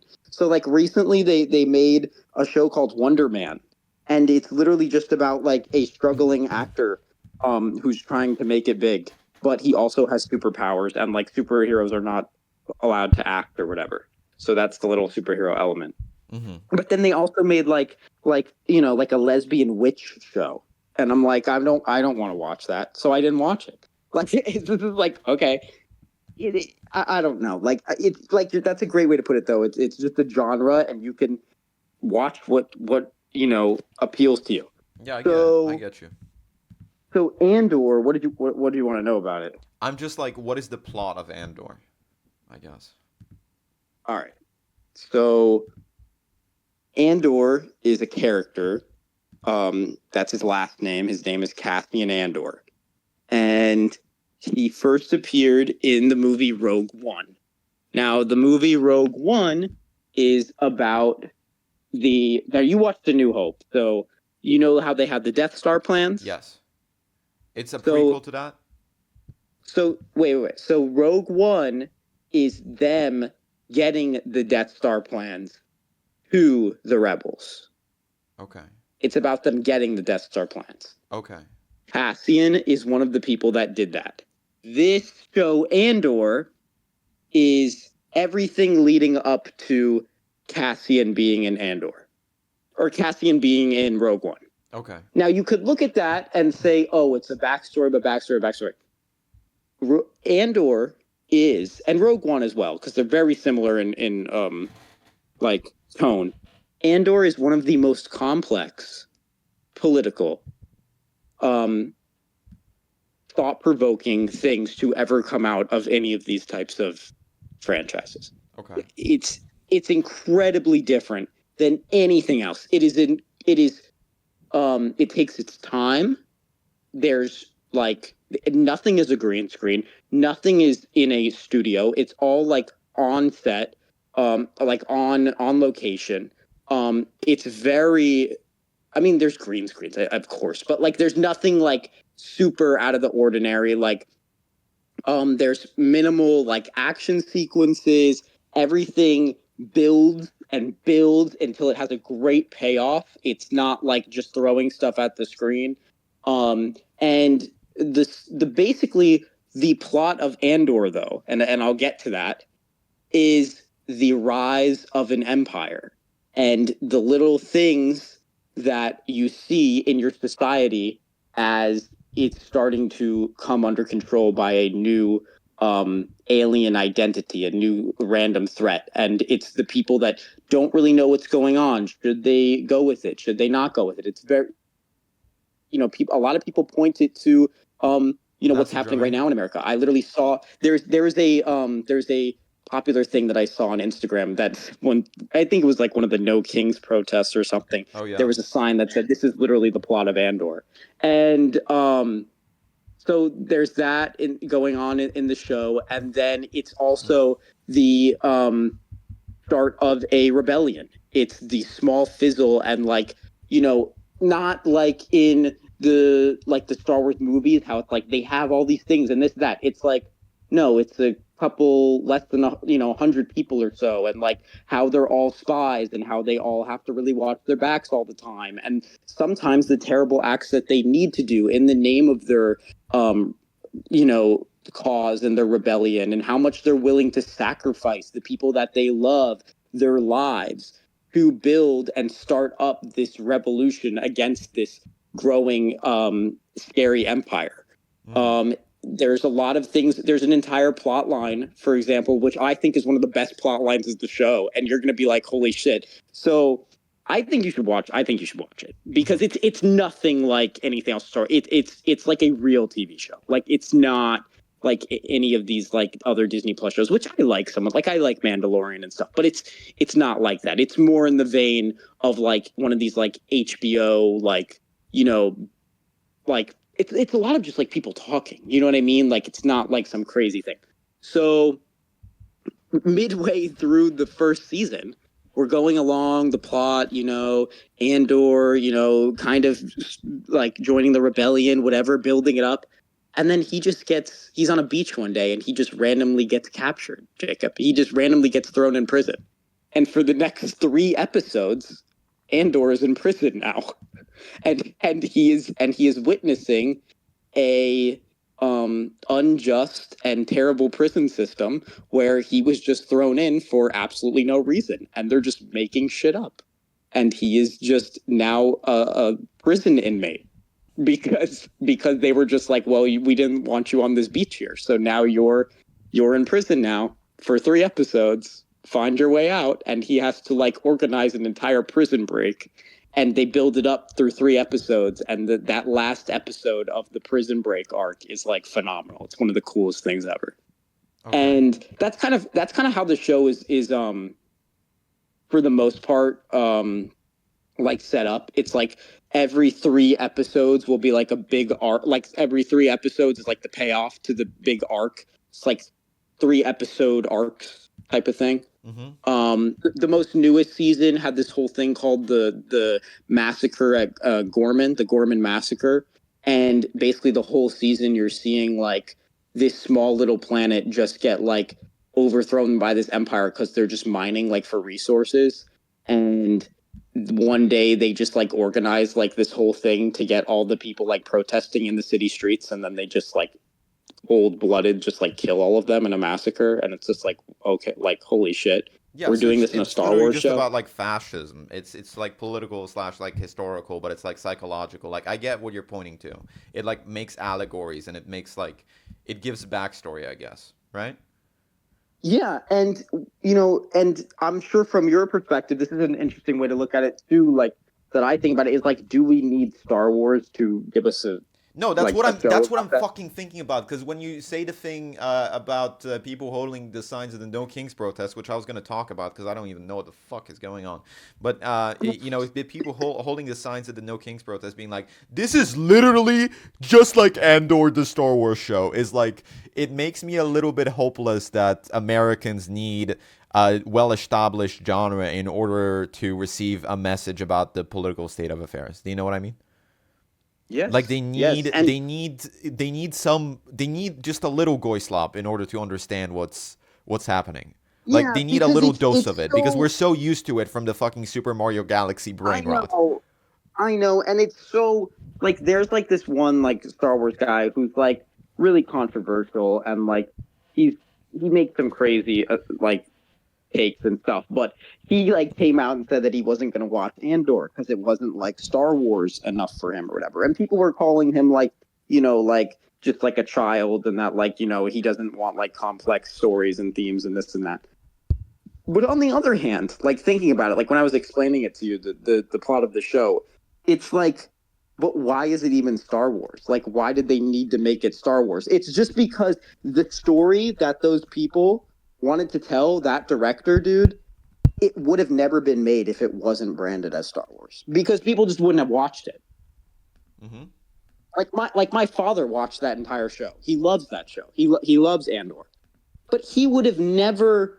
I'm sure he would have liked the show if it wasn't Star Wars, maybe, but he would have never watched it. And that's another thing coming from like my field and stuff. Like people, like it's just like they need to brand it as something of something because they won't watch it if it's not something they already are familiar with. That's so They just fucking won't click true. on Like it. you Like, can't introduce a new franchise nowadays. It's impossible. It's very yeah, hard, and at like least. people are like, oh, they don't make anything new. They don't make anything, and it's like that's not Yeah, because true. you only consume It's not the true. stuff that is already popular. There's Exactly. selection bias. Exactly.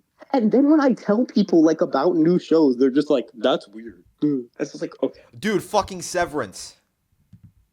Severance. I Severance. tried to get my dad to watch Severance. He didn't. He was like, Severance. "No, I won't like that." I'm like, Dude, "What do you mean you won't like that? It's Severance awesome." is insane. What no, that's like the thing, like I won't like that. I won't like that. It's just like you cannot say that you won't like Severance if you haven't seen at least a few episodes of Severance, because anyone that watches TV that has ever seen television in any form whatsoever does not.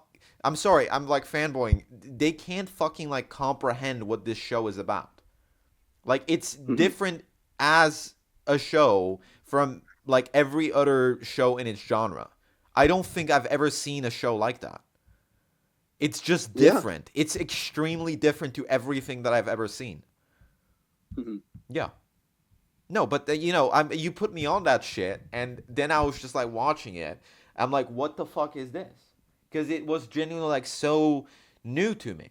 But Mhm. I don't know. It's just like people don't like new stuff. So this show has like a cult following of everyone that like me who like watched it and they're just like, what the fuck? This is so fucking good. How did I not know this existed? And then some people who are just like, yeah, this is a little bit too much for me, and they stop watching it. But Yeah.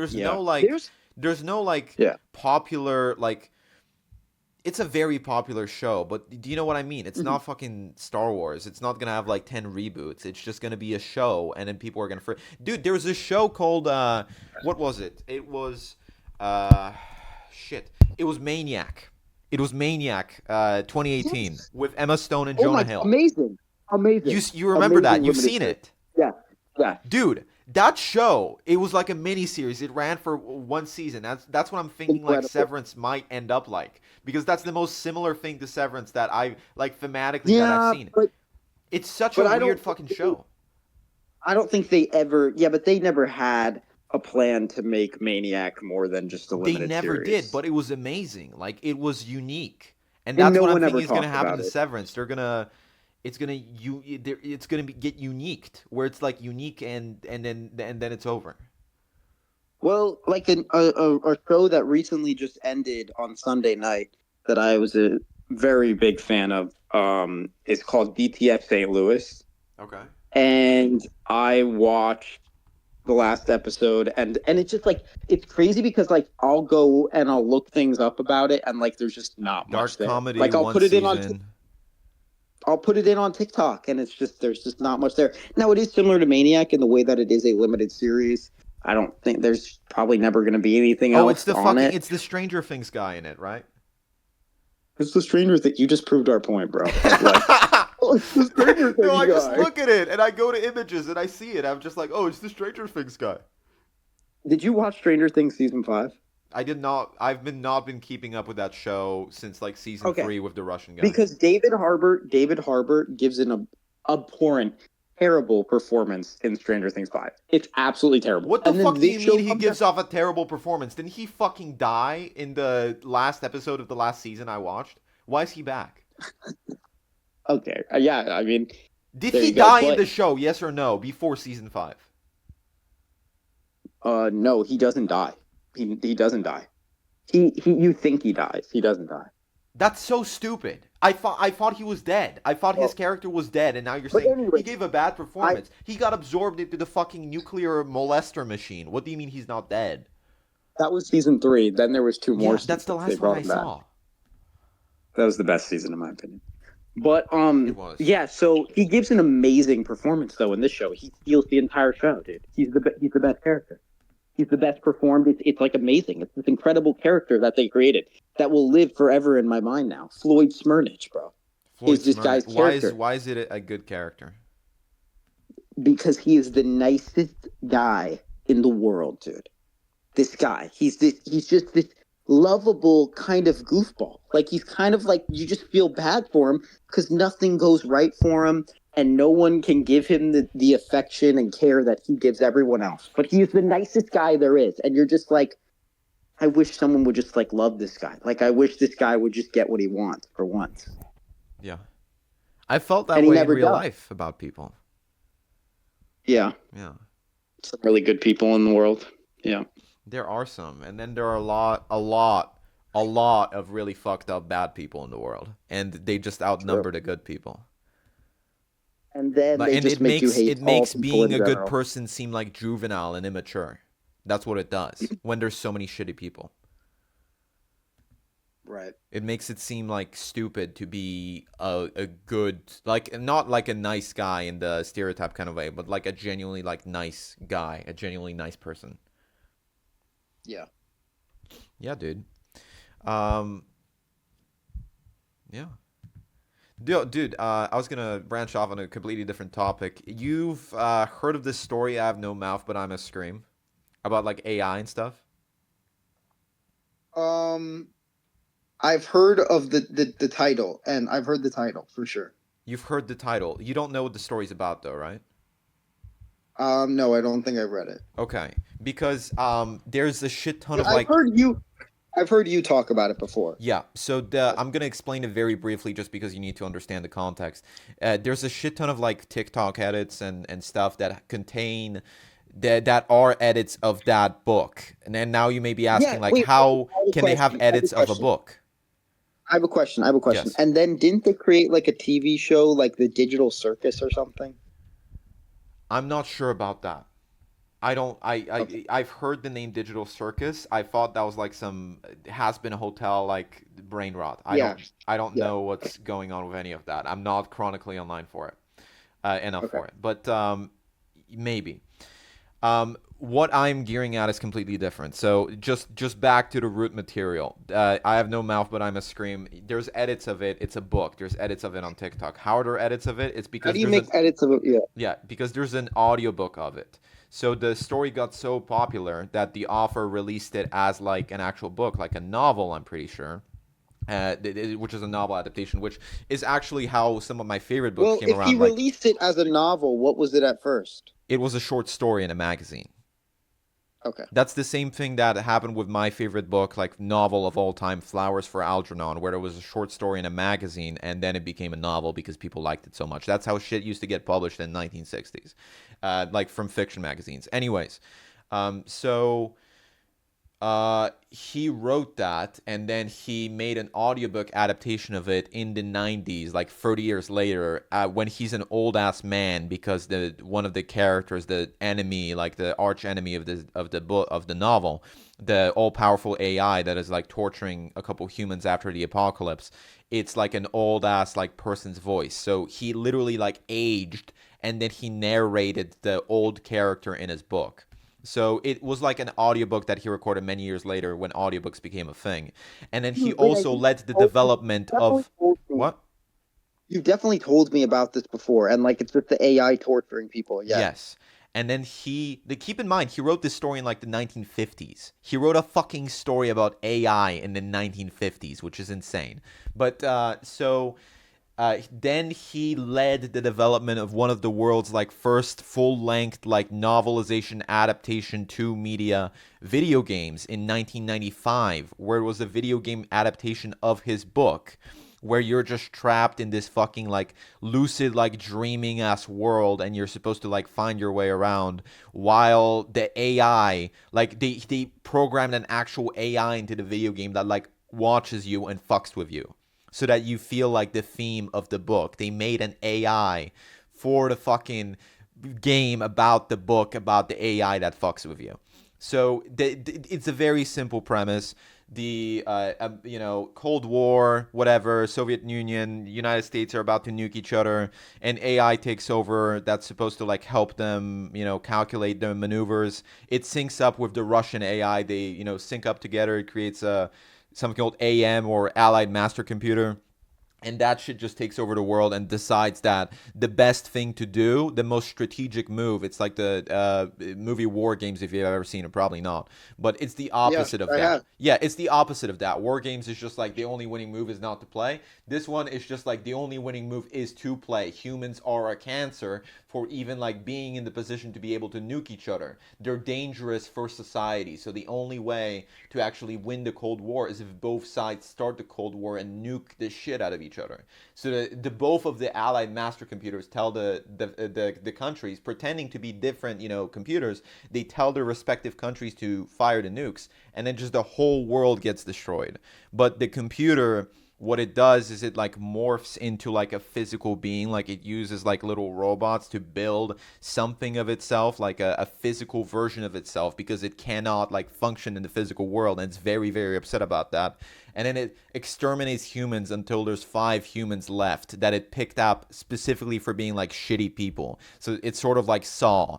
It just picked up specifically shitty people, and it just tortured them relentlessly to get as much information as it could about like their backstories and all of the sins that they've done in that life. Then it fucking wipes their memory, and then it like restores their body or whatever they did, from the torture, and then it just tortures them again. It's like it's fucking with this guy. It's just like, do you remember what the last thing your wife said was before they dragged her off to the psychiatric hospital? Like, do you remember when she got a miscarriage? Like, it just fucks with this guy while like physically torturing him.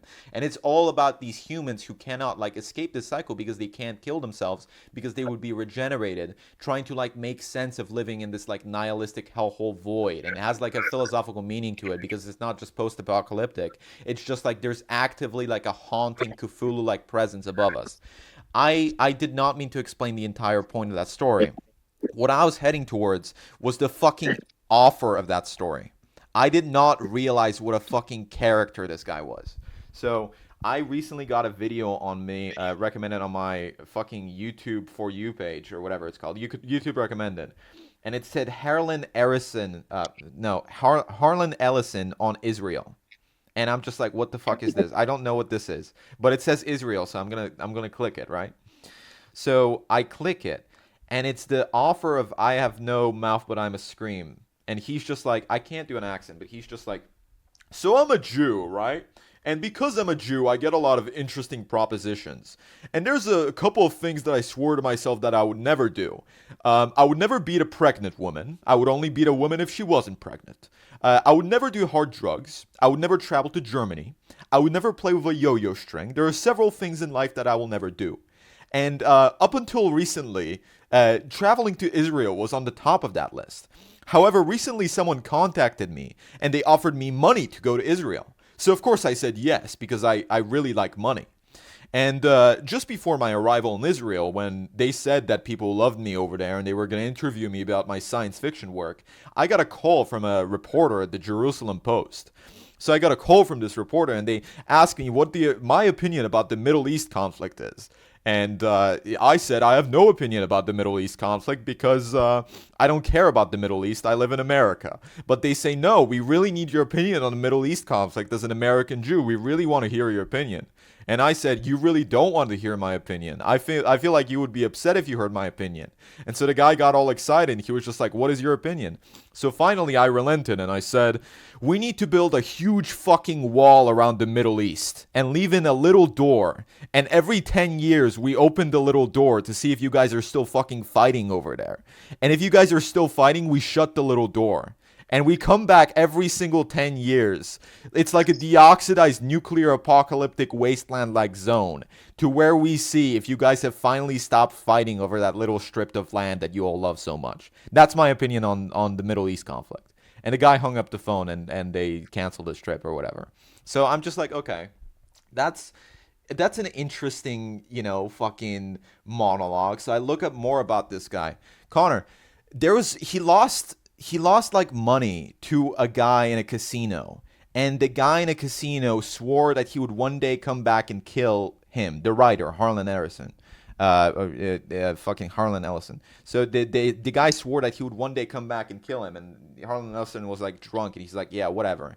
The guy that swore to kill him then got drafted into Vietnam, and he like stayed in Vietnam for 3 years until he finally got out. Then the first thing that guy did was he went to a store and he bought a gun, and he tracked down where Harlan Ellison lived on his phone book, and then he broke into his house.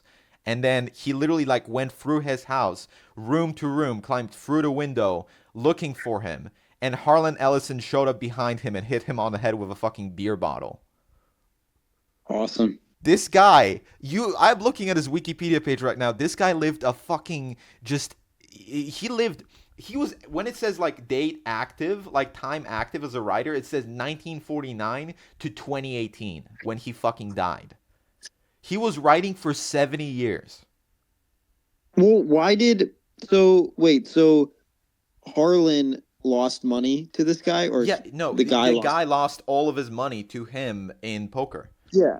Yeah. And then was just like, well, if you don't give it back, I'm going to kill you someday. And he was just like, okay, whatever, I'm not giving it back. And then the guy couldn't kill him because he got drafted to Vietnam. He came back from Vietnam. First thing he did, he tried to kill Harlan. And he broke into his house. And then the guy got him with a fucking beer bottle when the guy had a gun. And then he goes on this news interview in the 1970s. He's wearing like an 80s porn star outfit. He has like a mustache. He has like these aviator shades with the little red things on him. He's wearing like a hippie like coat. And they're asking him like, what are your opinions on guns in America? And he's just like, well, people have to try to shoot me multiple times. There was a guy that broke into my house. That guy was kind of crazy. I'm not going to talk about it much. And they're just like, no, just talk about him. And that's the story that I told you just now. And then he tells another story of how someone else tried to kill him on the street. Like he fucking just went on these news interviews in the 1960s and 1970s just because they wanted his opinion on stuff, because he was the only person that was going around. And he was just like, guys, society and just human nature is fucking crazy. We're all just like hopeless cases. Like we're all really weird. And also AI is going to take over in like the early 21st century. And you guys should be better prepared for that. And all of this shit is just getting recommended to me on YouTube now. It's not like a situation where it's like falling down the algorithm, because I don't think this has happened to anybody else. It's all like old videos, but I watched one and I really liked it, and I'm digging up all these like past interviews, and this guy has like a way of talking that I've never like seen in anybody before. He's like a John McAfee of the 1960s. And there's a bunch of other like science fiction stories and works. It says like he worked on like Star Trek, and he like supposedly made like one of the best episodes of Star Trek. He worked in television. He made like movies. He made comic books. He wrote like thousands of like essays, more than 2,000 short stories in like various magazines. Like he was active for 70 years. Like he obviously did tons and tons and tons of stuff. But like like listening to this guy, like it literally says here, was an American writer known for his prolific and influential work in a new wave speculative fiction and for his outspoken combative personality. When it says on your Wikipedia article, after 70 years of you like being in a public limelight, that you have an outspoken combative personality, like you got to be a fucking character. And I resonate with that because I think I'm a little bit of a fucking character. You are. Yeah. Yeah, I don't know. I just felt like going on a tangent about that because I felt like it was interesting. Yeah. And this is the thing that I like about podcasts, where you can share this sort of stuff, but I also don't like this about podcasts because I feel like conversations nowadays have just become saying something that's on your mind, and then the other person says something that's on their mind, and you ignore them because you're waiting for your turn to say what's on your mind. And I feel like that's the way that conversations have been forever, but especially now. But I feel like it's a good rubbing off of ideas, rubbing off of balls on one another, so to say. What I was looking at is that he was a feature on a song. Oh yeah. What song? Here, let me. Paul McCartney had a fucking song with what's his face, Kanye West. So there's a lot of like weird combinations. I found that out for Wikipedia, and then I listened to it, and it was actually pretty good. And he didn't Yeah, I interview know. about it. So, Heretics and song by Axis of Empires and Harless Ellison. Yeah. Dead to Me. On the album Heretics of Orthodoxy. Ellison appeared as himself in an episode of The Simpsons, in which he meets Yes, Bart and I also Milhouse and saw that parodies one. his contention that the film The Terminator used ideas from his stories. Oh yeah, he had the same thing that I do with Begonia, where he was just like, the fucking Terminator. I wrote The Terminator before they wrote The Terminator, and now I'm upset. Yeah. Yeah, that's I perfectly saw valid. that he had I thought he had some connection to the Terminator. I didn't know that that's what. Yeah. Ellison is a recurring minor character in the animated series Scooby-Doo, voicing Yep. a fictionalized version of himself, modeled on his appearance in the 1970s. Oh yeah, because he was like dressed like a porn star. Dude. Characters, man. Oh shit, he worked on the Twilight Zone. Yeah, the new one though, like a remake thing. Oh yeah, 1987. Oh, boring. Should have worked on the original Twilight Zone.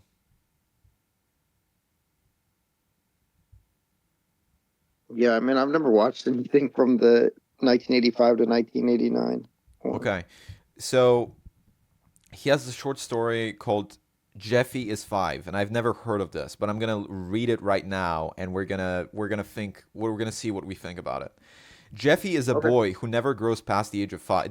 I'm not reading the whole story. I'm reading the plot summary. Jeffy is a boy who never grows past the age of 5, physically, mentally, or chronologically. The narrator, Jeffy's friend from the age of 5 well into adulthood, discovers that Jeffy has the ability to access current versions of popular culture from the narrator's youth.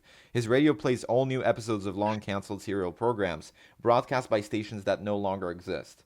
He can buy all new issues of long-discontinued pulp magazines, such as Bullshit and Bullshit, with all new stories by long-dead authors such as Bullshit, Bullshit, and Bullshit.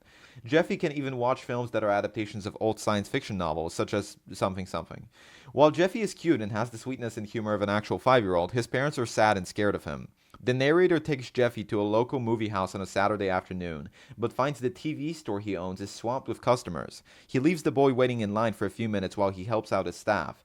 Jeffy borrows a portable radio from some teens in line and tunes in a radio show from the past. When Jeffy is unable to return the radio to its normal setting, the teenagers beat him badly. The narrator takes the boy home, but Jeffy's parents are unwilling to act. The narrator gives the boy to his mother, who takes him upstairs to bathe his wounds. It is implied that she kills Jeffy via electrocution, using a radio near the bathtub as a temptation for her son, so that she and her husband can resume their normal lives. The narrator, robbed of his and Jeffy's connection to the past, desperately begs the reader to tell him that living in the present is worth it. This sounds like a Twilight Zone episode. Well, I mean, they're saying that the theme is living in the present is worth it. Yeah. But Jeffy never had a choice to live in the present. Nope. So that doesn't make any sense to me, because how can you have a theme when the character didn't have a choice? That makes I agree. I agree. I agree. Because it's not like Jeffy was cursed or whatever. They're saying that this is just how he is. So I mean, the poor character doesn't have anything to change. I don't really understand that. This reminds me of some things. This reminds me of I don't know. I've watched media and I've read stories before where it's just like, oh shit, I know what this reminds me of. This reminds me of Metamorphosis by Kafka. Fucking Metamorphosis by Kafka, where the guy wakes up as a giant cockroach. It reminds me of that. Because his family like begins to like hate him and detest him, and it's like his philosophical and psychological breakdown when he escapes from home and then he curls up and he curls up inside of his bedroom and he dies because he escapes from his family and whatnot. And it's just like it's a very frequent theme in these like speculative circles and areas, I guess, where they're just like, oh, like this person is wrong because they're built in a way that is wrong, where they're stuck in the past. Like the kid being stuck at the age of 5 and being stuck listening to old things, I guess, is an analogy for people who are stuck in the past. Except in this case, it's someone who is forced to be stuck in the past. But I'm guessing that it's an analogy for people who choose to be stuck in the past. Like Right. it's I know you fucking hated Evangelion, but Evangelion at its core, according to its creator, is a show about how escapism is bad, how you can't like escape into your own mind because that's only going to break you down. You have to focus on living in the present. That's like the idea of Evangelion, but you wouldn't get that because that's a very difficult message to like say. So I'm assuming from the short story's description that the narrator is not really talking about like, see here, look, the narrator, robbed of his and Jeffy's connection to the past, desperately begs the reader to tell him that living in the present is worth it. The narrator is not begging the reader to tell fucking Jeffy, who's a dead 5-year-old boy who doesn't exist and has never existed, that living in the present is worth it. The narrator is telling the reader that living in the present is worth it by showing the example of someone who never had the choice of living in the present and telling the reader that they have a choice to live in the present, therefore they must take use of it. Like a blind person telling someone that because they can see, they should take advantage of it. Or me telling someone that because they can see without glasses, they should be happy about it. Or someone with a stuffed nose telling someone that because they don't have to, have problems breathing, they should be glad that they're living their life without a stuffed nose and appreciate what that other person can't have. Do you understand what I'm saying? Like that thing Yeah. that humans are unable to do, appreciate things that they already have. Because everything that you're surrounded by is something that you once wished for. You're surrounded by your friends because you once wanted them to be your friends. You have your phone because you once bought your phone. You're going to school right now, Connor, because you applied to the school that you're going at. You applied to be in the program that you currently are in. Every single thing pretty much around us, except for very few things, the older and older we get, the more true this becomes. Every single thing that we have in our lives is something that we wanted to have at some point. And I guess it's making like the message about, philosophically about fucking appreciating, the present and what you have. Okay. I'm thinking too hard about this, I but see. this is the reaction that this kind of fiction has on me, where I'm just like, yo, what the fuck? Like there was Good. the guy who wrote the Catcher in the Rye, J.D. Salinger. I'm sorry, I'm like referencing books because I'm an author or whatever. He wrote a short story where it's just like, fucking sorry. We're gonna end this podcast soon, by the way, because I don't want to go on for too long. But I want to mention this before I stop. A perfect day for banana Go for fish. A perfect day in a banana fish. Can I read this plot summary? Are you gonna mind? A perfect day for a banana fish? Yes. Can I read this plot summary? Do you mind? No, I don't mind. Because it might blow your fucking mind a little bit. This is, I don't know, it blew my mind, but I'm just gonna read the plot summary. It's like 2 paragraphs. Okay. It just reminds me of this. The story is set at a large seaside resort in Florida. Muriel Glass, a wealthy and self-absorbed woman, phones her mother from her suite to discuss her husband Seymour, a World War II combat veteran recently discharged from an army hospital. It is implied that he was being evaluated for a psychiatric disorder. Muriel's mother is concerned by reports of her son-in-law's increasingly bizarre and antisocial actions, and warns her daughter that the doctor said he may lose control of himself. Muriel dismisses her remarks as hyperbole, regarding her husband's idiosyncrasies as benign and manageable. Meanwhile, at the resort's adjoining beach, a child named Sybil Carpenter has been left unsupervised by her mother so that she may drink at the hotel bar. Sybil wanders onto the beach and finds Seymour, lying in solitude a quarter-mile from the hotel. Sybil reproaches Seymour for allowing another little girl, Sharon Lipschutz, to sit with him the previous night as he played the lounge piano for the hotel's guests. Seymour attempts to placate Sybil by suggesting they catch a banana fish, but Sybil insists that Seymour chose between her and Sharon Lipschutz. Seymour responds that he observed Sybil abusing a hotel patron's dog, and the girl falls silent. Seymour places Sybil on a rubber raft and wades into the water, where he tells her the story of the very tragic life of the banana fish. They gorge themselves on bananas, which they eat, and become too large to escape their feeding holes, so they die. Sybil is unfazed by the story, and claims that she sees a banana fish with 6 bananas in its mouth in the water. Seymour affectionately kisses the arch of one of her feet, and returns her to the shore, where she departs for the hotel. Once alone and returning to the hotel, Seymour becomes less affable. He starts a baseless argument with a woman in an elevator, accusing her of staring at his feet and calling her a goddamn sneak. He returns to his hotel room, where his wife is taking a nap. He retrieves a pistol from his luggage and shoots himself in the head. End of the story.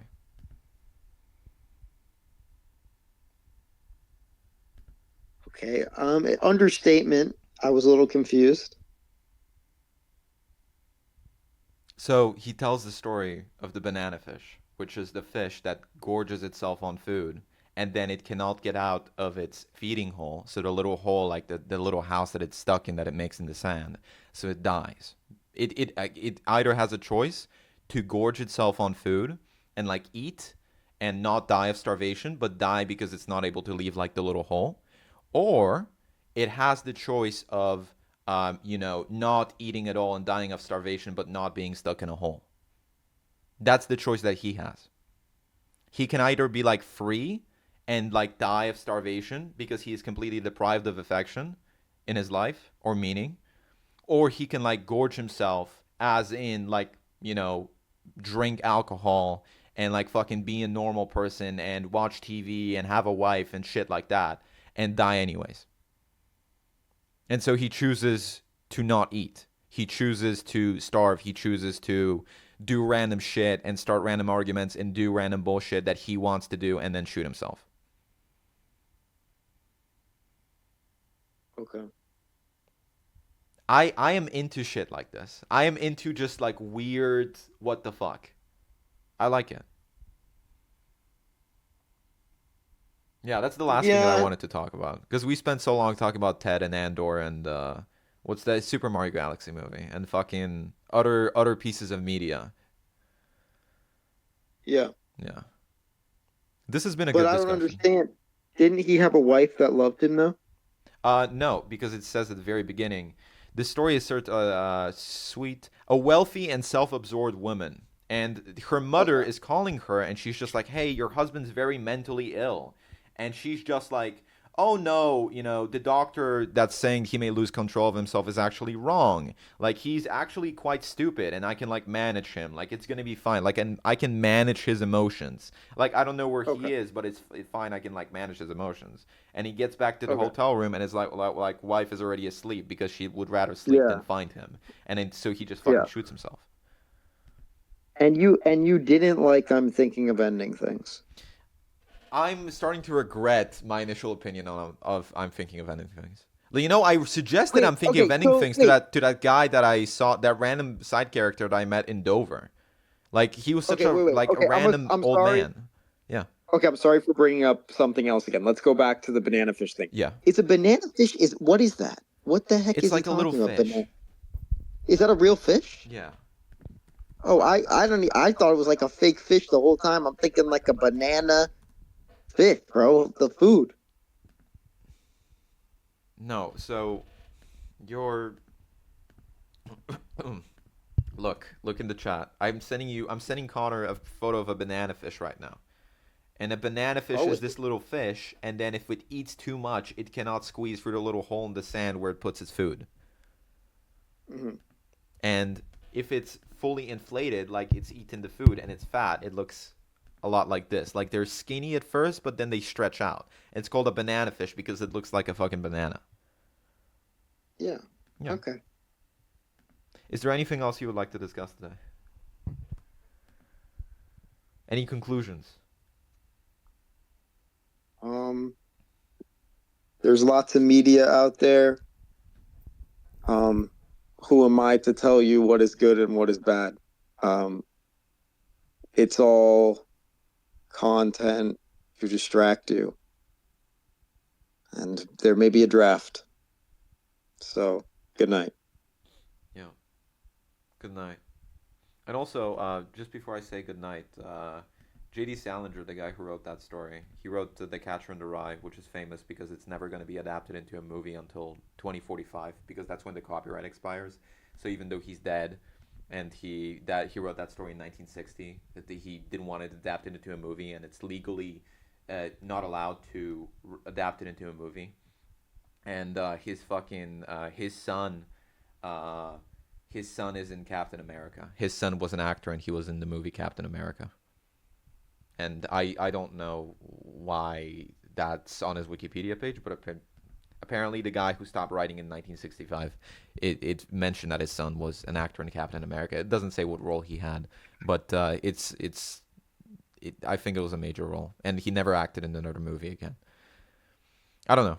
I went down in Wikipedia deep dive. This is way too much information. I liked that we discussed various forms of media.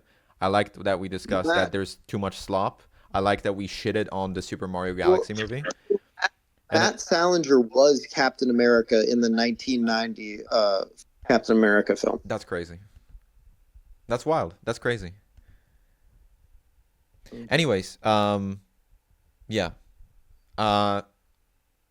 See you. During World War II, yeah. See you guys, and I'm glad that we talked about that. We acknowledged that we're too on the Scorpion podcast here. We're too stupid to talk about politics, so we'll just stick to movies for now. I think that was very good. Good night. You want to hear a fast joke? Fast joke. I thought you said a crass joke. No, fast joke. It's clean, too. It's clean. They discovered there's life on Mars. They didn't know it because they're living underground, right? But they've been getting old reruns of I Love Lucy, so they send out words, send a typical human being. We're going to send out a typical Martian. We want to establish relations. So the human race presented with this incredible problem. Who do they send? Do they send, President Carter? Do they send Albert Schweitzer? They send Mike Wallace to interview her for 60 minutes. So he comes out of Mars, and the ground opens up like that. Now comes a little Martian. He's 2 feet tall. He's green. He's got one eye in the middle of his forehead. He's got a little stalk antenna. He's wearing a propeller beanie. So he comes across, and Wallace is trying to be cool. He says, hello. And the Martian says, hello, how are you? He says, are you a typical Martian? He says, yeah. He says, are all Martians green? He says, yeah. He says, yeah. Some are a little more toward yellow, some a little more toward aqua, but basically we're all green. He says, you all got the one eye in the middle of forehead? He says, yeah. Some have a watery, some have an astigmatic. We all got the one. And the little eye says, yeah, we all get there. He says, you all wear the little propeller beanie? He says, not the goyim.